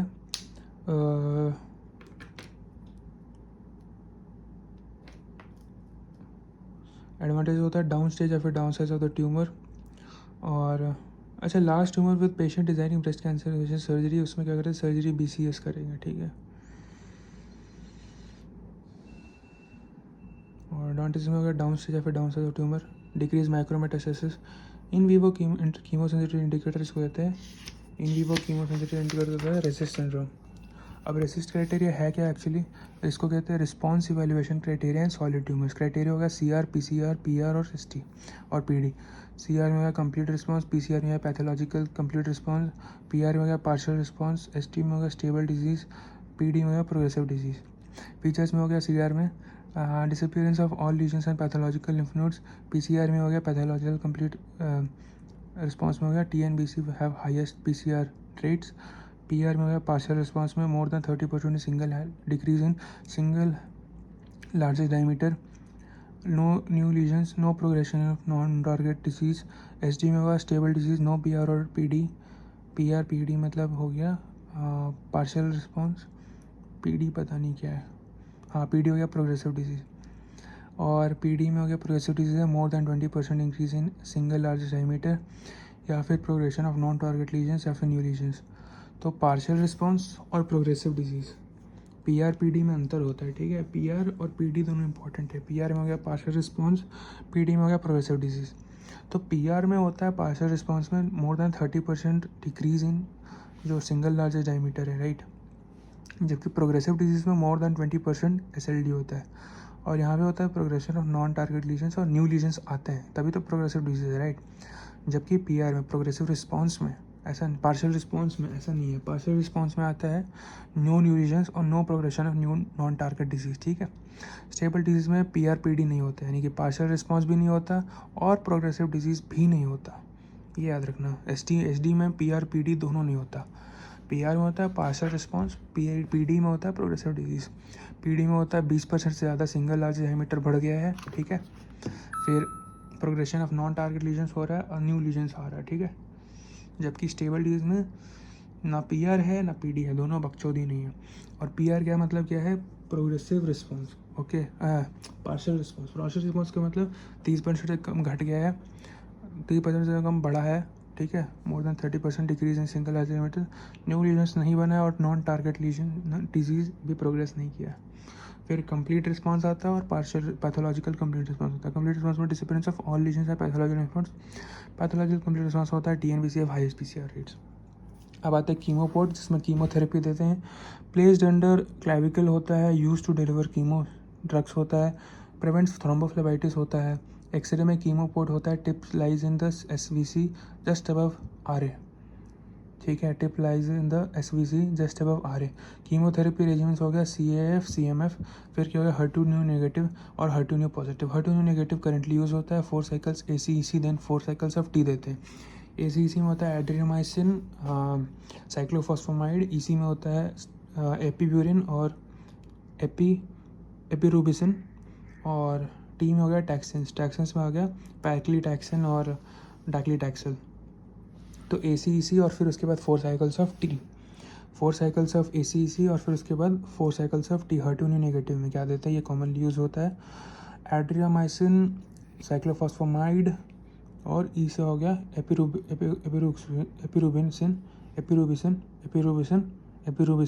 एपिरूबिसिन, और फिर टैक्सल से हो गया पैक्लीटैक्सिल और डोसाटैक्सिल। तो कीमोपोर्ट का क्या चीज़ है, प्लेस बिलो द क्लैविकल होता है, use to deliver chemo drugs, prevents thrombophlebitis. X ray में होता है chemoport, tip lies in the superior vena cava just above the RA, ठीक है, ओके। HER2 न्यू पॉजिटिव में क्या कहता है, 6 cycles of TCM plus P। HER2 new negative, HER2 new positive. HER2 new positive में क्या होता है, 6 cycles of TCH plus P। TCH में क्या क्या आ गया, कार्बोप्लेटिन, हर्सेप्टिन और पर्टुजुमैब, एंटी HER2 हो गया। Avoid chemotherapy in poor performance status, जैसे होता है कॉर्नोफस्की और ECOG स्कोर। ECOG स्कोर या फिर कॉर्नोफ्स्की स्कोर में क्या करते हैं, अगर लो आएगा तो फिर पुअर परफॉर्मेंस है तो कीमोथेरेपी नहीं देंगे। दूसरा T1 T2 है, T1 N1 N0 है, या फिर T2 N1 N0 है, या फिर T1 N0 M0, या फिर T1 N1 M0, या फिर T2 N1 N0 M0, या फिर T2 N1 M0 है। उसमें PR ER पॉजिटिव है, या ER पॉजिटिव PR नेगेटिव है, या फिर ER नेगेटिव PR पॉजिटिव है, या फिर HER2 न्यू नेगेटिव है। तो इसमें डू मॉलिक्यूलर टेस्टिंग करेंगे हम लोग, इंडिकेट्स रिस्क ऑफ रिकरेंस। तो अगर लो है तो अवॉइड कीमो है, हाई है तो गिवन है। तो अगर ये सब है, यानी कहने का मतलब है ER PR से मतलब नहीं, HER2 न्यू से मतलब, HER2 न्यू पॉजिटिव है, ठीक है, HER2 न्यू नेगेटिव है, HER2 न्यू नेगेटिव है, ER PR से मतलब नहीं। ER PR दोनों पॉजिटिव है, ER नेगेटिव PR पॉजिटिव है, या फिर ER पॉजिटिव PR नेगेटिव है, बट T1 T2 है, N1 N0 M1 है, ठीक है, N0 N1 है, T1 T2 है। तो इसमें क्या करेंगे, मॉलिक्यूलर टेस्टिंग में भेजेंगे, कीमोथेरेपी डायरेक्ट नहीं करेंगे। और अगर risk of recurrence molecular testing करने पे अगर हाई है तो कीमो करेंगे। T1 T2 याद रखना, बाकी सब तुम अपने से बना लोगे। T1 T2 में मॉलिक्यूलर टेस्टिंग करोगे, अगर हाई है तो ही कीमो करोगे। अब मॉलिक्यूलर टेस्ट क्या क्या है, ऑन्कोटाइप डायग्नोसिस है जिसमें 21 जीन ऐसे है, मैमोप्रिंट है जो कि 70 जीन ऐसे है, PAM50 है जो कि 15 जीन ऐसे है, और कैन असिस्ट है जिसमें कि इंडियन टेस्ट है, और एंडोप्रिंट है जिसमें 12 जीन ऐसे है। तो क्या क्या गया, ऑन्कोटाइप डायग्नोसिस, मैमोप्रिंट, PAM50 और कैन असिस्ट, और यहाँ एंडोप्रिंट प्रिडिक्ट भी है। तो क्या क्या आ गया, ऑन्कोटाइप डायग्नोसिस 21 जीन ऐसे, मैमोप्रिंट 20 जीन ऐसे, PAM50 50 जीन ऐसे, कैन असिस्ट हो गया इंडियन टेस्ट, ओके। अब आते हैं लास्टली अपना टॉपिक रेडियोथेरेपी। रेडियोथेरेपी कंडीशंस क्या क्या है, positive lymph nodes, tumour more than 5 centimetre है, यानी कि T3 के पार है।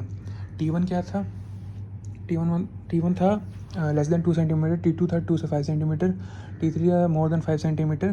तो यहाँ पे हो गया T3 मोर देन 5 सेंटीमीटर है, T4 हो गया, यानी कि ये क्या, तो रेडियोथेरेपी लास्ट रिजॉर्ट है एक्चुअली। और क्या क्या था एक बार फिर से देख लेना, मॉलिक्यूलर टेस्ट क्या क्या था, PAM50 था, असिस्ट था, कैन असिस्ट, और ऑनको टाइप डायग्नोसिस और मैमोप्रिंट, ठीक है। और रेडियोथेरेपी कब करें, पॉजिटिव फॉर लिम्फ नोड्स है, tumour more than 5 centimetre, T3 ज़्यादा है, और LABC local advance breast cancer है, और आफ्टर BCS, ठीक है, रेडियोथेरेपी देंगे। तो इसमें क्या क्या 2 टाइप का होता है radiotherapy, whole breast irradiation WBI और एक्सेलरेटेड पार्शियल ब्रेस्ट इरेडिएशन। तो होल ब्रेस्ट इरेडिएशन कर सकते हैं या फिर APBI कर सकते हैं। APBI का मतलब accelerated partial breast irradiation. Whole breast irradiation में क्या करते हैं, breast lymph node, axilla, clavicular, supra clavicular, internal mammary, और एसोसिएटेड पार्शियल ब्रेस्ट इरेडिएशन में होता है पार्शियल ब्रेस्ट, ड्यूरेशन होता है 25 डेज, 50 से 54 गायरेट्स, और एक्सेलरेटेड पार्शियल ब्रेस्ट इरेडिएशन होता है 5 days, 30 to 34 gyrates. Indications of APBI में होता है T1 ER positive, negative lymphovascular invasion और यूनिफोकल नेगेटिव मार्जिन्स और मोर देन 50 ईयर्स। क्या क्या हो गया इंडिकेशंस फॉर APBI का, T1 में करते हैं, ER पॉजिटिव में करते हैं, नेगेटिव लिम्फोवास्कुलर इन्वेजन में करते हैं, यूनिफोकल करते हैं, नेगेटिव मार्जिन्स होता है अगर, और मोर देन 50 साल में तो APBI करते हैं। और होल ब्रेस्ट इरेडिएशन होता है target sites breast, lymph node, axilla, lymph node में क्या क्या होगा, एक्जिला, इंट्राक्लेविकुलर, सुप्राक्लेविकुलर और इंटरनल मेमोरी। यहाँ पे एक्सेलरेटेड APBI में एक्सेलरेटेड पार्शियल ब्रेस्ट इरेडिएशन में क्या कर रहे हैं, पार्शियल ब्रेस्ट कर रहे हैं। APBI में कर रहे थे 5 दिन और गाइडेड था 30 से 34, यहाँ था 25 दिन, 50 से 54 गाइडेड, 50 से 54 गाइडेड, 25 दिन, यहाँ पे था 5 दिन और 30 से 34 गाइडेड। इंडिकेशंस ऑफ ABPI हो गया T1 ER positive, negative lymphovascular invasion, unifocal हो गया, नेगेटिव मार्जिन हो गया, मोर देन 50 ईयर्स हो गया। That's it for radiotherapy. अब आते हैं हार्मोन थेरेपी पे। तो हार्मोन थेरेपी में अगर या तो कोई भी एक या फिर दोनों ER पॉजिटिव है तो देंगे। इसमें प्री मेनोपॉजल और पोस्ट मेनोपॉजल में डिफरेंस आता है। तो प्री मेनोपॉजल में टैमोक्सिफेन देते हैं सर्म, और टैमोक्सिफेन को अपने को पता है क्या क्या है साइड इफेक्ट, हॉट फ्लैशेस और एंडोमेट्रियल हाइपरप्लेसिया और डीप वेन थ्रोम्बोसिस। और फिर आते हैं पोस्ट मेनोपॉजल बुढ़ियों में क्या देते हैं, एरोमेटेज इनहिबिटर जैसे कि लेट्रोजोल और एनास्ट्रोजोल। तो लेट्रोजोल और एनास्ट्रोजोल देते हैं, हार्मोन थेरेपी है। और उसमें क्या होता है दिक्कत, ओस्टियोपोरोसिस मोस्ट कॉमन। और जो पोस्ट मेनोपॉजल है 5 से 10 साल देते हैं, और प्री मेनोपॉजल में यूजुअली 5 साल हो सकता है, कभी कभी 10 साल खिंच जाता है। अगर एरोमेटेज इनहिबिटर दे रहे हो तो उसके पहले डेक्सा स्कैन करा लो बोन का, जिसमें कैल्शियम का पता चल सके तुमको, विटामिन D3 का पता चल सके तुमको, और बिस्फोसोनेट्स का पता चल सके तुमको। अगर प्रेगनेंसी कर रहे हो तुम, प्लान टमोक्सिफेन पे हो, तब हार्मोन थेरेपी चल रहा है तुम्हारा टमोक्सिफेन, और तब तुम प्रेगनेंसी प्लान कर रहे हो, तो क्या करोगे, 2 साल तक लगातार खींचो टमोक्सिफेन, और फिर जब प्रेगनेंसी कंसीव करना चाह रहे हो उसके 3 महीना पहले और रोक दो। ठीक है, तो tamoxifen has to be completely for 2 years out of 5 years। अगर पेशेंट कंसीव्स फॉर 2 years है, नो डिस्टेंस, अगर मेटास्टेसिस कॉन्ट्राइंडिकेशन है प्रेगनेंसी का, तो क्या करोगे, 3 महीने पहले टू कंसेप्शन टमोक्सिफेन को रोक दोगे। ओके, अब आते हैं प्रोग्नोस्टिक फैक्टर्स में। हो गया मोस्ट इंपॉर्टेंट में हो गया प्रोग्नोस्टिक फैक्टर में axillary lymph node status in metastatic breast cancer होता है ER status, poor primary factors. Prognostic factor क्या है, मोस्ट इंपॉर्टेंट प्रोग्नोस्टिक फैक्टर होता है axillary lymph node status hormone therapy में। ठीक है, फिर हो गया मेटास्टेटिक ब्रेस्ट कैंसर में ER status. Poor prognostic factors में हो गया पेशेंट फैक्टर और डिजीज़ फैक्टर। अगर साइज ऑफ ट्यूमर ज़्यादा है तो हार्मोन थेरेपी में पुअर प्रोग्नोसिस है, या जो भी है कोई भी थेरेपी में इन जनरल बोल रहे हैं। ठीक है, इंक्रीज रिस्क ऑफ डिजीज़ है, इंक्रीज स्टेज ऑफ डिजीज़ है, एक्सिलरी लिम्फ नोड इन्वॉल्वमेंट है, और हाई ग्रेड ऑफ ट्यूमर है, हिस्टोपैथोलॉजिकल वेरिएंट जैसे कि metaplastic carcinoma is aggressive, HER2 positive and triple negative. तो और ट्रिपल नेगेटिव में आ गया बेसल लाइक और क्या था एक और वेंचर, इसकी माँ की चूत, हाँ बेसल लाइक और क्लॉडिन लो टाइप। ठीक है,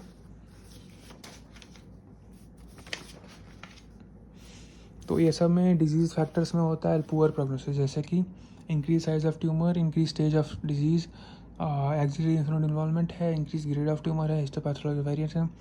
पेशेंट फैक्टर्स में हो गया यंगर एज में, प्री मेनोपॉजल वुमेन में, ब्रका असिस्टेड ट्यूमर में, और family history of breast cancer, prior history of breast cancer, obesity, sedentary life, smoking, failure to complete Indian life style.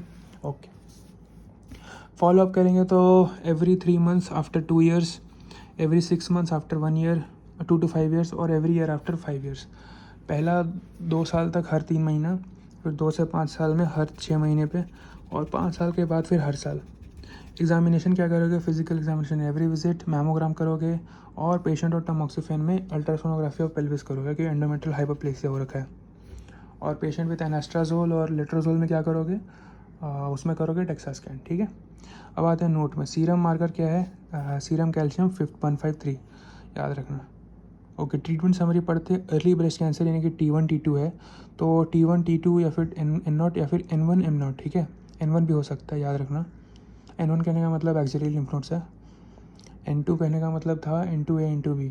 N2 में कहने का मतलब था N1 में N2A में हो गया फिक्स्ड एक्सिलरी, N2B में था शायद क्या था, ओके एनीवेज N3A में था इंफ्राक्लेविकुलर, N3B में था एक्सिलरी प्लस इंटरनल मेमोरी, और N3C में था सुप्राक्लेविकुलर, याद रखना। तो N1 T1 का बात हो रहा है नहीं अर्ली ब्रेस्ट कैंसर, T2 का बात हो रहा है नहीं अर्ली ब्रेस्ट कैंसर। तो सर्जरी करोगे BCS, अगर नहीं है तो SLN भी करोगे, और अगर BCS कॉन्ट्राइंडिकेट है तो मास्टेक्टमी कर दो, काट के फेंक दो। कीमोथेरेपी में T1 T2 और N1 में करोगे ERPR पॉजिटिव में तो मॉलिकुलर टेस्ट, लो रिस्क है तो अवॉइड कीमो, हाई रिस्क है तो गिव कीमो। TNBC और HER2 न्यू पॉजिटिव है तो कीमो करोगे। ठीक है, TNBC और HER2 न्यू पॉजिटिव है तो कीमो डायरेक्ट मारोगे। ठीक है, और रेडियोथेरेपी में क्या है ट्रीटमेंट का, BCS है और लिम्फ नोड पॉजिटिव है तो, और हार्मोनल में है ERPR पॉजिटिव तो करोगे अर्ली ब्रेस्ट कैंसर का। अर्ली ब्रेस्ट कैंसर के बाद आते हैं लोकली एडवांस ब्रेस्ट कैंसर, इसमें T3 T4 आ गया। तो इसमें क्राइटेरिया क्या है, T3 N1 जो भी, T4 NE कुछ भी, और N2 N3 कुछ भी है तो भी। अगर T3 में अगर N1 N2 है, N2 N3 कहीं भी है तो T4 में कुछ भी, और T3 में N1। ठीक है, तो इसमें क्या करोगे, मैनेजमेंट NACT करोगे, न्यू एडजुवेंट कीमोथेरेपी, सर्जरी करोगे, फिर रेडियोथेरेपी करोगे। न्यू एडजुवेंट कीमोथेरेपी करोगे, फिर सर्जरी करोगे, फिर रेडियोथेरेपी करोगे। ERPR पॉजिटिव हार्मोन थेरेपी करोगे, HER2 न्यू पॉजिटिव है तो ट्रास्टुजुमैब दोगे 1 साल तक। ठीक है, याद रखना है ट्रास्टुजुमैब पहली बार आया है।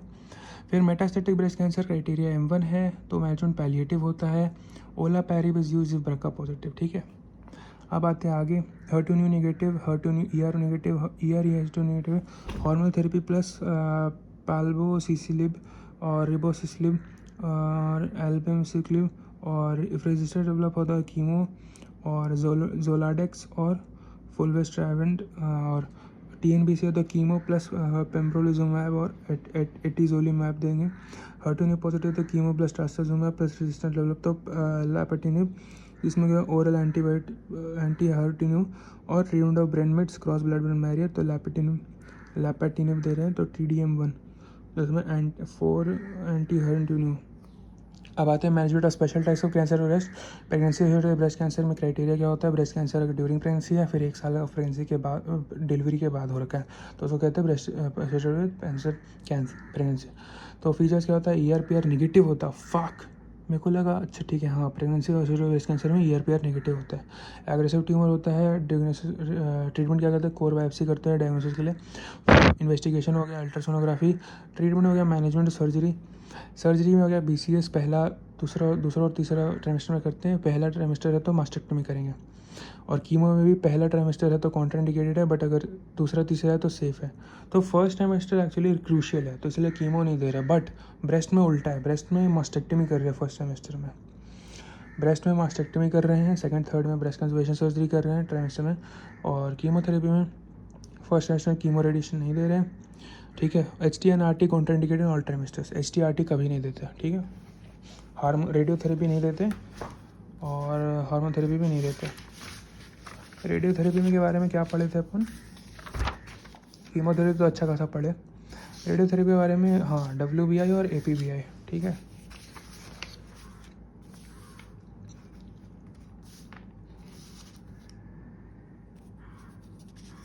ये था pregnancy related breast cancer.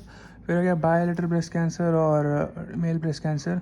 Bilateral breast cancer में आ गया यूजुअली ब्रका पॉजिटिव होता है, लोकुलर हिस्टोलॉजी होता है, diagnosis of diagnose at the same time, both stage separately treatment होता है, गवर्नड बाय मोर एडवांस या फिर एग्रेसिव कैंसर। तो बायोलेटरल ब्रेस्ट कैंसर ब्रका पॉजिटिव होता है, pregnancy breast cancer ERPR negative होता है, एग्रेसिव ट्यूमर होता है, ये लोकुलर हिस्टोलॉजी का होता है, और इसमें ट्रीटमेंट होगी govern by more advance of aggressive cancer. Male breast carcinoma में हो गया, रिस्क फैक्टर्स हो गया BRCA 2 more than 1, obesity, Klinefelter syndrome, alcohol intake और liver issues.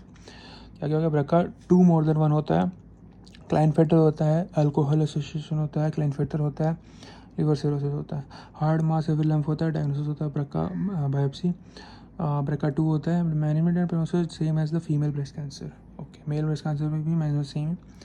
Bilateral breast cancer में थोड़ा अलग है, treatment govern by more advance फिर aggressive cancer. Okay,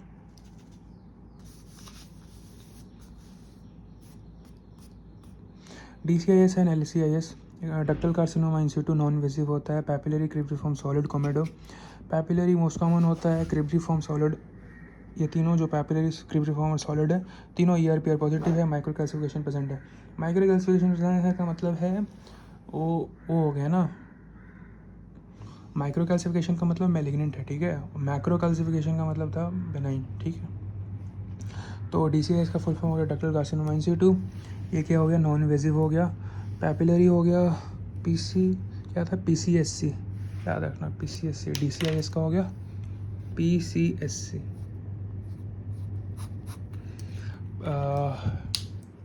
papillary C हो गया क्रिब्रिफॉर्म, S से हो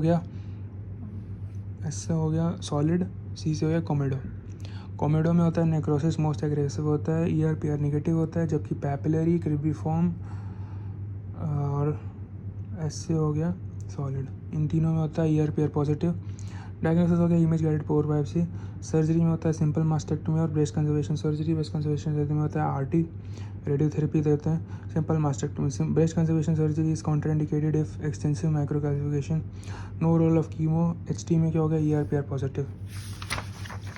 फिर आगे आते हैं वॉन न्यूज़ प्रोग्नोस्टिक इंडेक्स। इसमें क्या हो गया, पैरामीटर्स। इसमें हो गया साइज, मार्जिन, एज और ग्रेड एंड नेक्रोसिस। तो अगर लो स्कोर है तो RT can be given, intermediate है तो रेडियोथेरेपी गिवन, और हाई स्कोर है तो मास्टेक्टमी। लो स्कोर है तो radiotherapy not given. ERPS status include नहीं होता वॉन न्यूज़ में। वॉन न्यूज़ का नाम क्या था, पैरामीटर्स का क्या था, size, age, grade of necrosis और मार्जिन्स एंड साइज। अब आते हैं दूसरा LCIS या फिर लोबुलर कार्सिनोमा इन सिटू। ये होता है now classified at risk factor for cancer of breast. 1% risk of conversion होता है इसमें। बायोलेटरल होता है, मल्टी सेंटर का होता है, ERPR पॉजिटिव होता है। DCIS में जो ERPR पॉजिटिव होता था, PCS पैपिलरी क्रिब्रिफॉर्म और सॉलिड, और कोमेडो नेगेटिव था। जबकि यहाँ पे इन जनरल ही ERPR पॉजिटिव होता है। LCIS डायग्नोसिस होता है usually an incidental diagnosis. Management होता है कि patient is kept under surveillance. Progression होता है LCIS इन्वेजिव डक्टल या फिर इन्वेजिव लोबुलर। इन्वेजिव लोबुलर में होता है बायोलेटरल मल्टीसेंट्रिक या फिर BCS is contraindicated. E cadherin mutation present होता है। नोड होता है CDH gene mutation due to E cadherin, उसे इंसिसिव लोबुलर कैंसर। और होता है diffuse gastric cancer. Lobular carcinoma in situ में होता है इंडियन या फिर single file pattern. Now classified as risk factor for breast cancer. 1% risk of conversion. Bilateral multicentric ERPR positive, usually incidental diagnosis. Patient is kept under surveillance. LCIS भी दो तरह का होता है, invasive ductal, invasive lobular. Invasive lobular हो सकता है multilateral, bilateral multicentric. Bilateral breast cancer is contraindicated multi bilateral multicentric में। और दूसरा हो गया मल्टीसेंट्रिक में bilateral BCS conserve breast cancer नहीं करते क्योंकि बहुत सारा कॉर्डेंट इन्वॉल्व होता था। दूसरा हो गया ई cadherin mutation positive invasive lobular के लिए। LCIS में इन्वेजिव डक्टल, इन्वेजिव लोबुलर में हो सकता है बायलैटरल मल्टीसेंट्रिक, जिसमें BCS नहीं करेंगे। दूसरा हो सकता है ई कैडहेरियन म्यूटेशन, दोनों हो सकते हैं, ठीक है। बायलैटरल मल्टीसेंट्रिक में BCS नहीं करते, तो ये मल्टीसेंट्रिक है, याद रखना। LCIS मल्टीसेंट्रिक होता है तो उसमें BCS नहीं करते। ओके, अब लास्ट आता है topic breast abscess. Breast abscess lactational more than non lactational होते हैं। पहले आ गया लैक्टेशनल ब्रेस्ट एब्सेस में ऑर्गेनिज्म होता है staph aureus most common. Source होता है ओरोफेरिंग्स ऑफ द चाइल्ड, ठीक है। एंट्री पॉइंट होता है cracked nipple. Lactational breast abscess का मेन क्या है, ऑर्गेनिज्म स्टैफ ऑरियस, और उसका मेथड क्या है, ओरोफेरिंग्स ऑफ द चाइल्ड, और एंट्री पॉइंट क्या है, through the nipple. Clinical feature क्या होता है, pain, fever, swelling. Any abscess का जो होता है pain, fever, swelling. Breast abscess है, ब्रेस्ट स्वेलिंग है, पेन और फीवर होगा माँ को। ओके, साइंस क्या क्या है, साइंस ऑफ इन्फ्लेमेशन होता है और fluctuation as a late sign होता है। Fluctuation is a late sign in breast, parotid hysterectal abscess, and palmar and plantar abscess. Breast, parotid hysterectal abscess, and palmar and plantar abscess. Ultrasonography investigation of choice है. Treatment of lactational breast abscess क्या क्या है? Treatment हो गया antibiotics amoxicillin plus clavulanic acid या फिर cloxacillin. Antibiotics हो गया amoxicillin plus clavulanic acid. Pain killer हो गया breast milk to be expressed हो गया. इफ पास प्रेजेंट हो गया तो 2 attempts of ultrasound guided aspiration. If breast still recurrent तो इंसिजन एंड ड्रेनेज. अगर 2 बार काट के तुम उसको इंसाइज किए और एस्पिरेट किए तब भी नहीं हुआ तो फिर उसके बाद इंसिजन एंड ड्रेनेज कर दो ब्लेड नंबर 11 से. Treatment of lactational breast abscess treatment होता है एंटीबायोटिक्स जिसको होता है amoxicillin ampicillin plus clavulanic acid. Amoxicillin plus clavulanic acid या फिर क्लॉक्सासिलिन.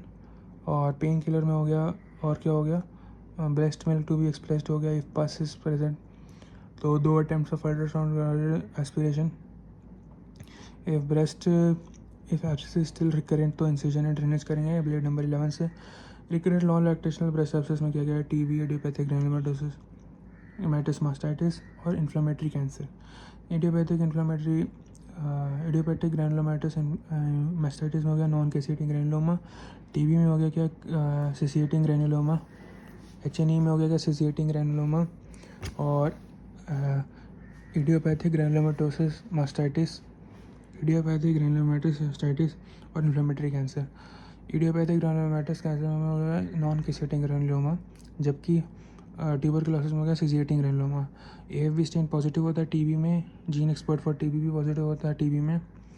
एएफबी स्टेन नेगेटिव होता है सिसिएटिंग ग्रैनुलोमा में जिसको कहते हैं इडियोपैथिक ग्रैनुलोमाटिस मास्टाइटिस. और दूसरा क्या हो गया जीन एक्सपर्ट फॉर टीबी में भी नेगेटिव होता है. ट्रीटमेंट में होता है एटीटी. यहाँ पे ट्रीटमेंट में होता है डायग्नोसिस ऑफ एक्लूजन या फिर ट्रीटमेंट ऑफ स्टेरॉइड्स. यहाँ पे ट्रीटमेंट ऑफ कैंसर. अंडी का मतलब होता है aberrations of normal development and evolution. ANDI में होता है aberrations of normal development and evolutions. Aberration of normal breast development, aberration of normal development and involution. ठीक है. क्लासिफिकेशन होता है 15 से 25 में फाइब्रोडिनोमा, 25 से 40 में होता है फाइब्रोडिनोसिस यानी कि फाइब्रोसिस्टिक डिजीज़, और 40 से बाद में होता है फाइब्रोसिस्टिक डिजीज़ या फिर डेक्टेटेसिया. ओके, सो अब आते हैं फाइब्रोडिनोमा प्रॉपर. याद रखना fibroadenoma is a disease of stroma, right. तो यहाँ पे aberration of normal development of breast and involutions हो रहा है. ठीक है. फाइब्रोडिनोमा में हो सकता है जनरल फीचर्स में most common of breast lump. Age होता है 15 से 25. फर्म पेनलेस होता है फाइब्रोडिनोमा. फर्म होता है मोबाइल होता है, इसको कहते हैं ब्रेस्ट माउस फाइब्रोडिनोमा को. ठीक है. लोब्यूलेटेड होता है, पेनलेस होता है, फर्म होता है. फर्म टू टच होता है और लोब्यूलेटेड होता है, पेनलेस होता है और ब्रेस्ट माउस कहते हैं इसको.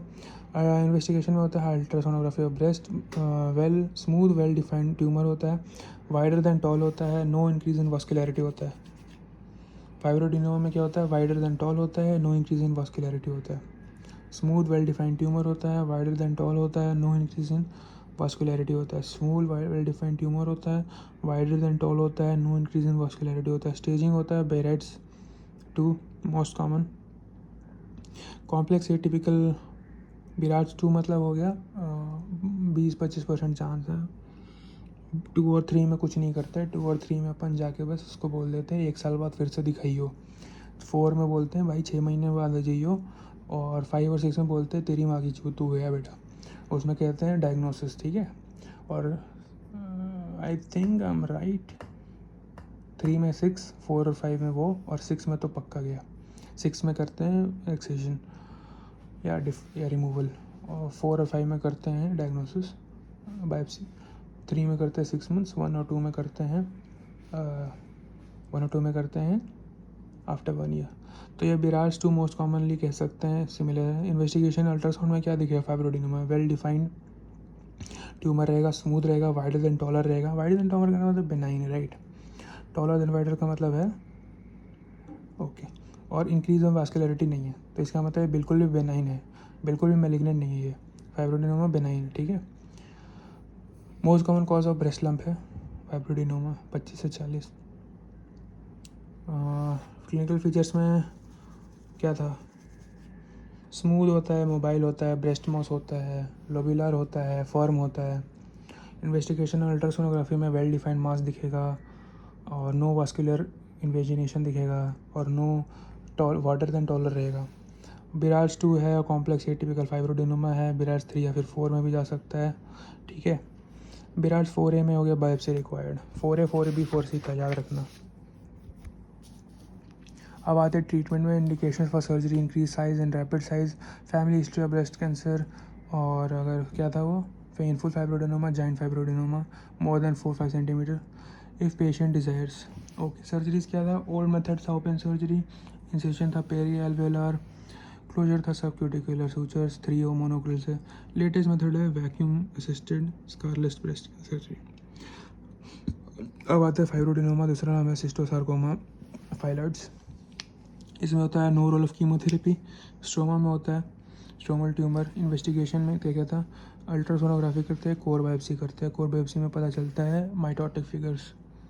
इसमें कहता है बेनाइन बॉर्डरलाइन माइलिग्नेंट। फाइलॉइड्स का क्लिनिकल फीचर क्या है? Rapid increase in breast form hard with variegated consistency. यहाँ पे फॉर्म और हार्ड भी हो सकता है, फाइब्रोडेनोमा सिर्फ फॉर्म था, याद रखना। रैपिड इंक्रीज इन ब्रेस्ट है इधर भी। Less than 10% spread to lymph node. If malignant हो गया तो मेटास्टेसिस टू लंग। अगर मैलिग्नेंट है फाइलॉइड्स तो हो गया मेटास्टेसिस टू लंग, ठीक है। सर्जरी क्या हो गया? First line wide local excision और सिंपल मास्टेक्टमी। सिंपल मास्टेक्टमी करते हैं लार्ज ट्यूमर्स और रिकरेंट ट्यूमर्स, और ट्यूमर्स जिसमें मैलिग्नेंट फाइलॉइड्स पोस्ट सर्जरी है तो RT गिवन करते हैं। So large tumour recurrent tumour में करते हैं मास्टेक्टमी, और वाइड लोकल एक्सिजन भी था। अब आते हैं फाइब्रोडिनोसिस या फिर फाइब्रोसिस्टिक डिजीज़। इंसिडेंस होता है एज मोर देन 25 साल टिल मेनोपॉज 25 से 40। का फीचर होगा साइक्लिकल मास्टाल्जिया। हाँ, साइक्लिकल मास्टाल्जिया होता है फाइब्रोडिनोसिस में। Most common cause is fibroadenosis, cyclical mastalgia का। और बिफोर मेंस्ट्रुअल साइकिल होता है max pain, during menstrual cycle होता है pain reduce. Tender nodularities with lump in breast होता है उससे with Cardiff Lucknow nodularity score से करते हैं फाइब्रोडिनोसिस में। याद रखना, फाइब्रोसिस्टिक डिजीज़ यानी कि फाइब्रोडिनोसिस में अपन करते हैं यूज़ कार्डिफ लखनऊ स्कोर, ठीक है, नोडुलैरिटी स्कोर। इन्वेस्टिगेशन में अगर सिस्ट दिखता है, इसमें यहाँ पे सिस्ट दिखता है। फाइब्रोडेनोमा में कोई सिस्ट, फाइलॉइड में कोई सिस्ट नहीं दिखता, फाइब्रोडिनोसिस में सिस्ट दिखता है। टाइप्स ऑफ सिस्ट हो सकता है सिंपल सिस्ट, कॉम्प्लेक्स सिस्ट और कॉम्प्लिकेटेड सिस्ट। सिंपल सिस्ट होता है smooth walled, no solid component, इसमें होता है बिराड स्कोर 2। कॉम्प्लेक्स सिस्ट होता है बिराड स्कोर 4, इसमें होता है मैनेजमेंट ऑब्जर्वेशन। सिंपल सिस्ट में कॉम्प्लेक्स सिस्ट में होता है कोर बायोप्सी ड्यूरल कैंसर। कॉम्प्लिकेटेड सिस्ट में होता है infective intracystics floating debris within the cyst, position changes with posture. इसमें कहता है अगर इन्फेक्टेड है तो एंटीबायोटिक्स। तो सिंपल सिस्ट में हो गया स्मूथ वॉल और कोई सॉलिड कंपोनेंट नहीं। कॉम्प्लेक्स सिस्ट में सॉलिड कंपोनेंट है, द सिस्ट वॉल है। और कॉम्प्लिकेटेड सिस्ट में तो भाई फ्लोटिंग डिब्री दिख रहा है सिस्ट के अंदर, बहुत गंदा, तो उसमें करेंगे एंटीबायोटिक्स। और कॉम्प्लेक्स सिस्ट है तो रूल आउट और बायोप्सी करेंगे, रूल आउट कैंसर, ठीक है। अब मैनेजमेंट ऑफ फाइब्रोडिनोसिस क्या है प्रॉपर?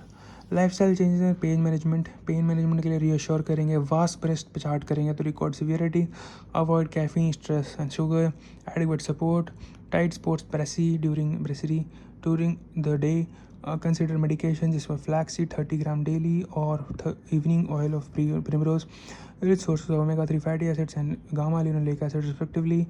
टोटल एनासाइड क्रीम देंगे जिसमें कि डाइक्लोफेनाक और पायरोक्सिकैम देंगे, डाइक्लोफेनाक या फिर पायरोक्सिकैम देंगे 4 times a day। Consider system medication या pain score is more than 3 on VAS of 0 to 10। Drug हो गया टमॉक्सिफेन, डानाजोल और मेलॉक्सिफेन। टमॉक्सिफेन हो गया 10 mg डेली, ड्यूरेशन हो गया 3 to 6 months। डानाजोल हो गया 350 to 100 mg day, 300 mg daily, 3 to 6 months। और मेलॉक्सिफेन हो गया 30 mg twice a week, 3 to 6 weeks in both cyclical and non cyclical mastalgia to treat nodularity. Centchroman, okay. Tamoxifen, danazol और ormeloxifene. Tamoxifen हो गया 10 mg daily, 3 to 6 months। Danazol हो गया 50 to 300 mg daily, 3 to 6 months। और मेलॉक्सिफेन हो गया 30 mg twice a week, 3 to 6 months in both cyclical and non cyclical mastalgia to treat nodularity. अब आते हैं नॉन साइक्लिकल मास्टाल्जिया में मॉन्डोर्स और टीट्स। मॉन्डोर का होता है थ्रोम्बोफ्लाइटिस ऑफ चेस्ट वेन्स, स्मोकिंग के कारण होता है। तो लैटरल थोरेसिक वेन जो होता है चेस्ट का वो चुद गया तुम्हारा, तो नॉन साइक्लिकल मास्टाल्जिया हो गया। और नो कैंसर इसको होता है पेन किलर दो खाली मॉन्डर्स में। टीट्स में होता है, इसको दूसरा नाम है कोस्टोकॉन्ड्राइटिस। नॉन साइक्लिकल मास्टाल्जिया ट्रिगर पॉइंट होता है कोस्टोकॉन्ड्राइल जंक्शन। इसमें एंटी इन्फ्लेमेटरी एजेंट्स होते हैं या फिर इंट्राल्यूशनल स्टेरॉइड्स होते हैं। नोट हो गया क्या, मॉन्डर्स और Tietze's are not part of ANDI, याद रखना। अब नॉर्मल क्या था वो, इन्वोल्यूशन था। अब normal development, aberrations of normal development. Aberrations of normal development में आ गया था तुम्हारा फाइब्रोडिनोमा, फाइब्रोडिनोसिस और था सिस्टोसार्कोमा फिलिड्स। बट यहाँ पे एंडी का पार्ट नहीं है मॉन्डर्स और टिट्स, याद रखना। टीसी क्यों होता है, टीसी होता है एंटी इन्फ्लेमेटरी ड्रग्स और इंटरलेशनल स्टेरॉइड देते हैं। टीसी होता है कॉन्स्टेनोकॉन्स्टेशन में होता है ट्रिगर पॉइंट। ओके, अब आते हैं nipple discharges. Nipple discharge can be spontaneous and non expressed discharge, इसको सस्पेशन होता है। इन्वेस्टिगेशन होता है ultrasonography. Mammography is not sensitive, nipple discharge cytology is not sensitive. Pathological और फिजियोलॉजिकल आता है। पैथोलॉजिकल में आता है अपना प्यूबर्टी और प्रेगनेंसी। पैथोलॉजिकल में आता है कैंसर और डक्टेक्टेसिया। फिजियोलॉजिकल में आता है प्यूबर्टी और प्रेगनेंसी में होता है सीरस। मिल्किश हो सकता है लैक्टेशन के कारण, या फिर मिल्किश हो सकता है हाइपरप्रोलैक्टिनोमा के कारण, जिसमें कैबरगोलिन और ब्रोमोक्रिप्टन दे रहे थे, ठीक है। फिर ग्रीन या फिर ब्लूइश हो रहा है तो वो हो रहा है डक्टेक्टेसिया के कारण मोस्ट कॉमनली, या फिर मल्टीपल डक्ट्स के कारण। ब्लडी डिस्चार्ज हो सकता है, बेबी बाइट कर ली निपल को तो निपल क्रैक हो गया, या फिर डक्ट पैपिलोमा हो गया सिंगल डक्ट, या फिर lactation due to crack nipple, lactation due to crack nipple, baby bite तो हो गया तो ब्लडी हो गया, और डक्ट पैपिलोमा। ओके, यहाँ पे हो गया कैंसर। सो फिजियोलॉजिकल कॉजेज़ में क्या क्या आ गया, सीरस आ गया, प्रेगनेंसी और मेनार्की मतलब प्यूबर्टी, और मिल्किश हो गया लैक्टेशन में। ब्लू ग्रीन नहीं होता यूजुअली फिजियोलॉजिकल, ब्लडी बहुत होता है फिजियोलॉजिकली, कोई दिक्कत नहीं। क्रैक निपल हो गया, baby bite nipple too strongly, और डक्ट पैपिलोमा हो गया। फिर आ गया क्या पैथोलॉजिकल कॉजेज, उसमें हो गया सीरस में हो गया मोस्ट कॉमनली डक्ट पैपिलोमा और डक्टेक्टेसिया मदर चौथ, डक्टेक्टेसिया पैथोलॉजिकल, ठीक है। कैंसर, हाइपरप्रोलैक्टिनोमा हो सकता है मिल्किश में, ब्लू ग्रीन में हो सकता है डक्टेक्टेसिया, और कैंसर हो गया bloody.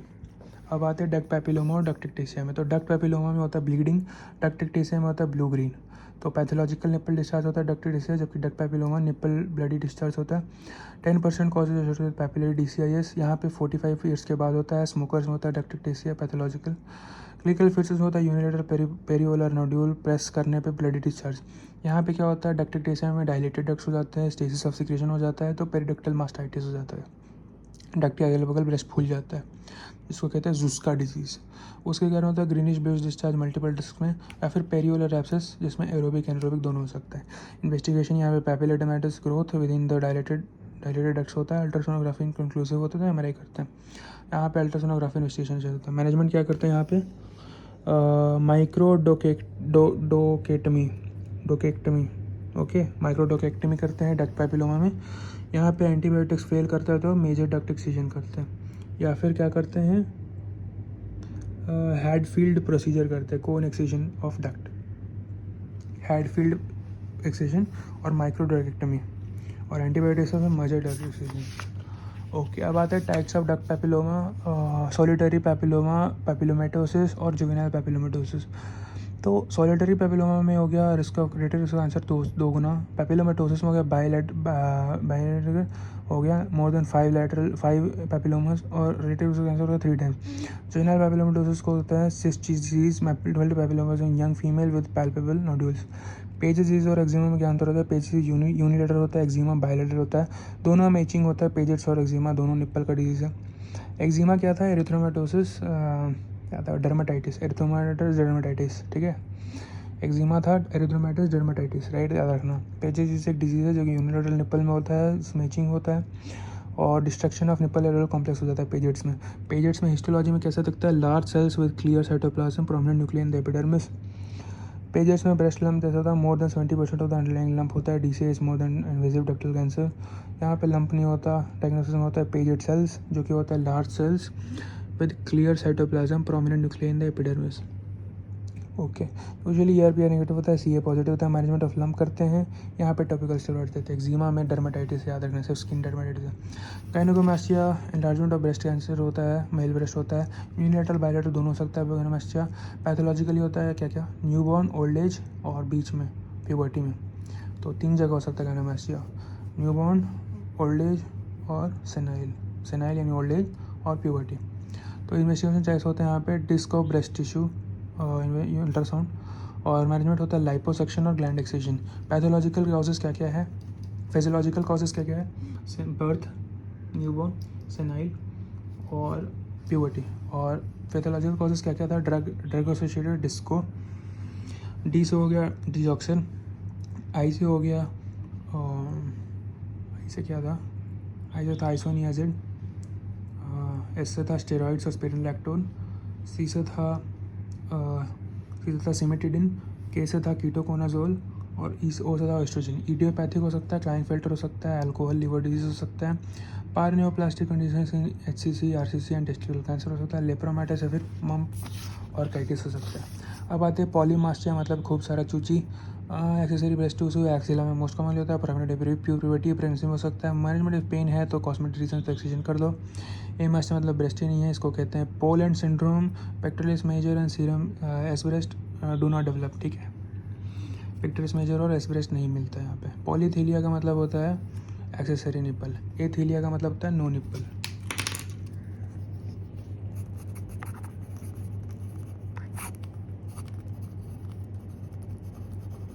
पॉलीथीलिया, athelia, amastia, Poland syndrome, polymastia, accessory breast tissue. Idiopathic भी हो सकता है क्लाइनफेल्टर, डिस्को भी हो सकता है ड्रग्स के कारण, क्लाइनफेल्टर भी हो सकता है, लिवर डिजीज भी हो सकता है, हेपेटोसेलुलर कार्सिनोमा भी हो सकता है, RCC भी हो सकता है, पारनियोप्लास्टिक सिंड्रोम, लेप्रोमाइटिस या फिर मम्प और काइटिस भी हो सकता है गायनेकोमास्टिया।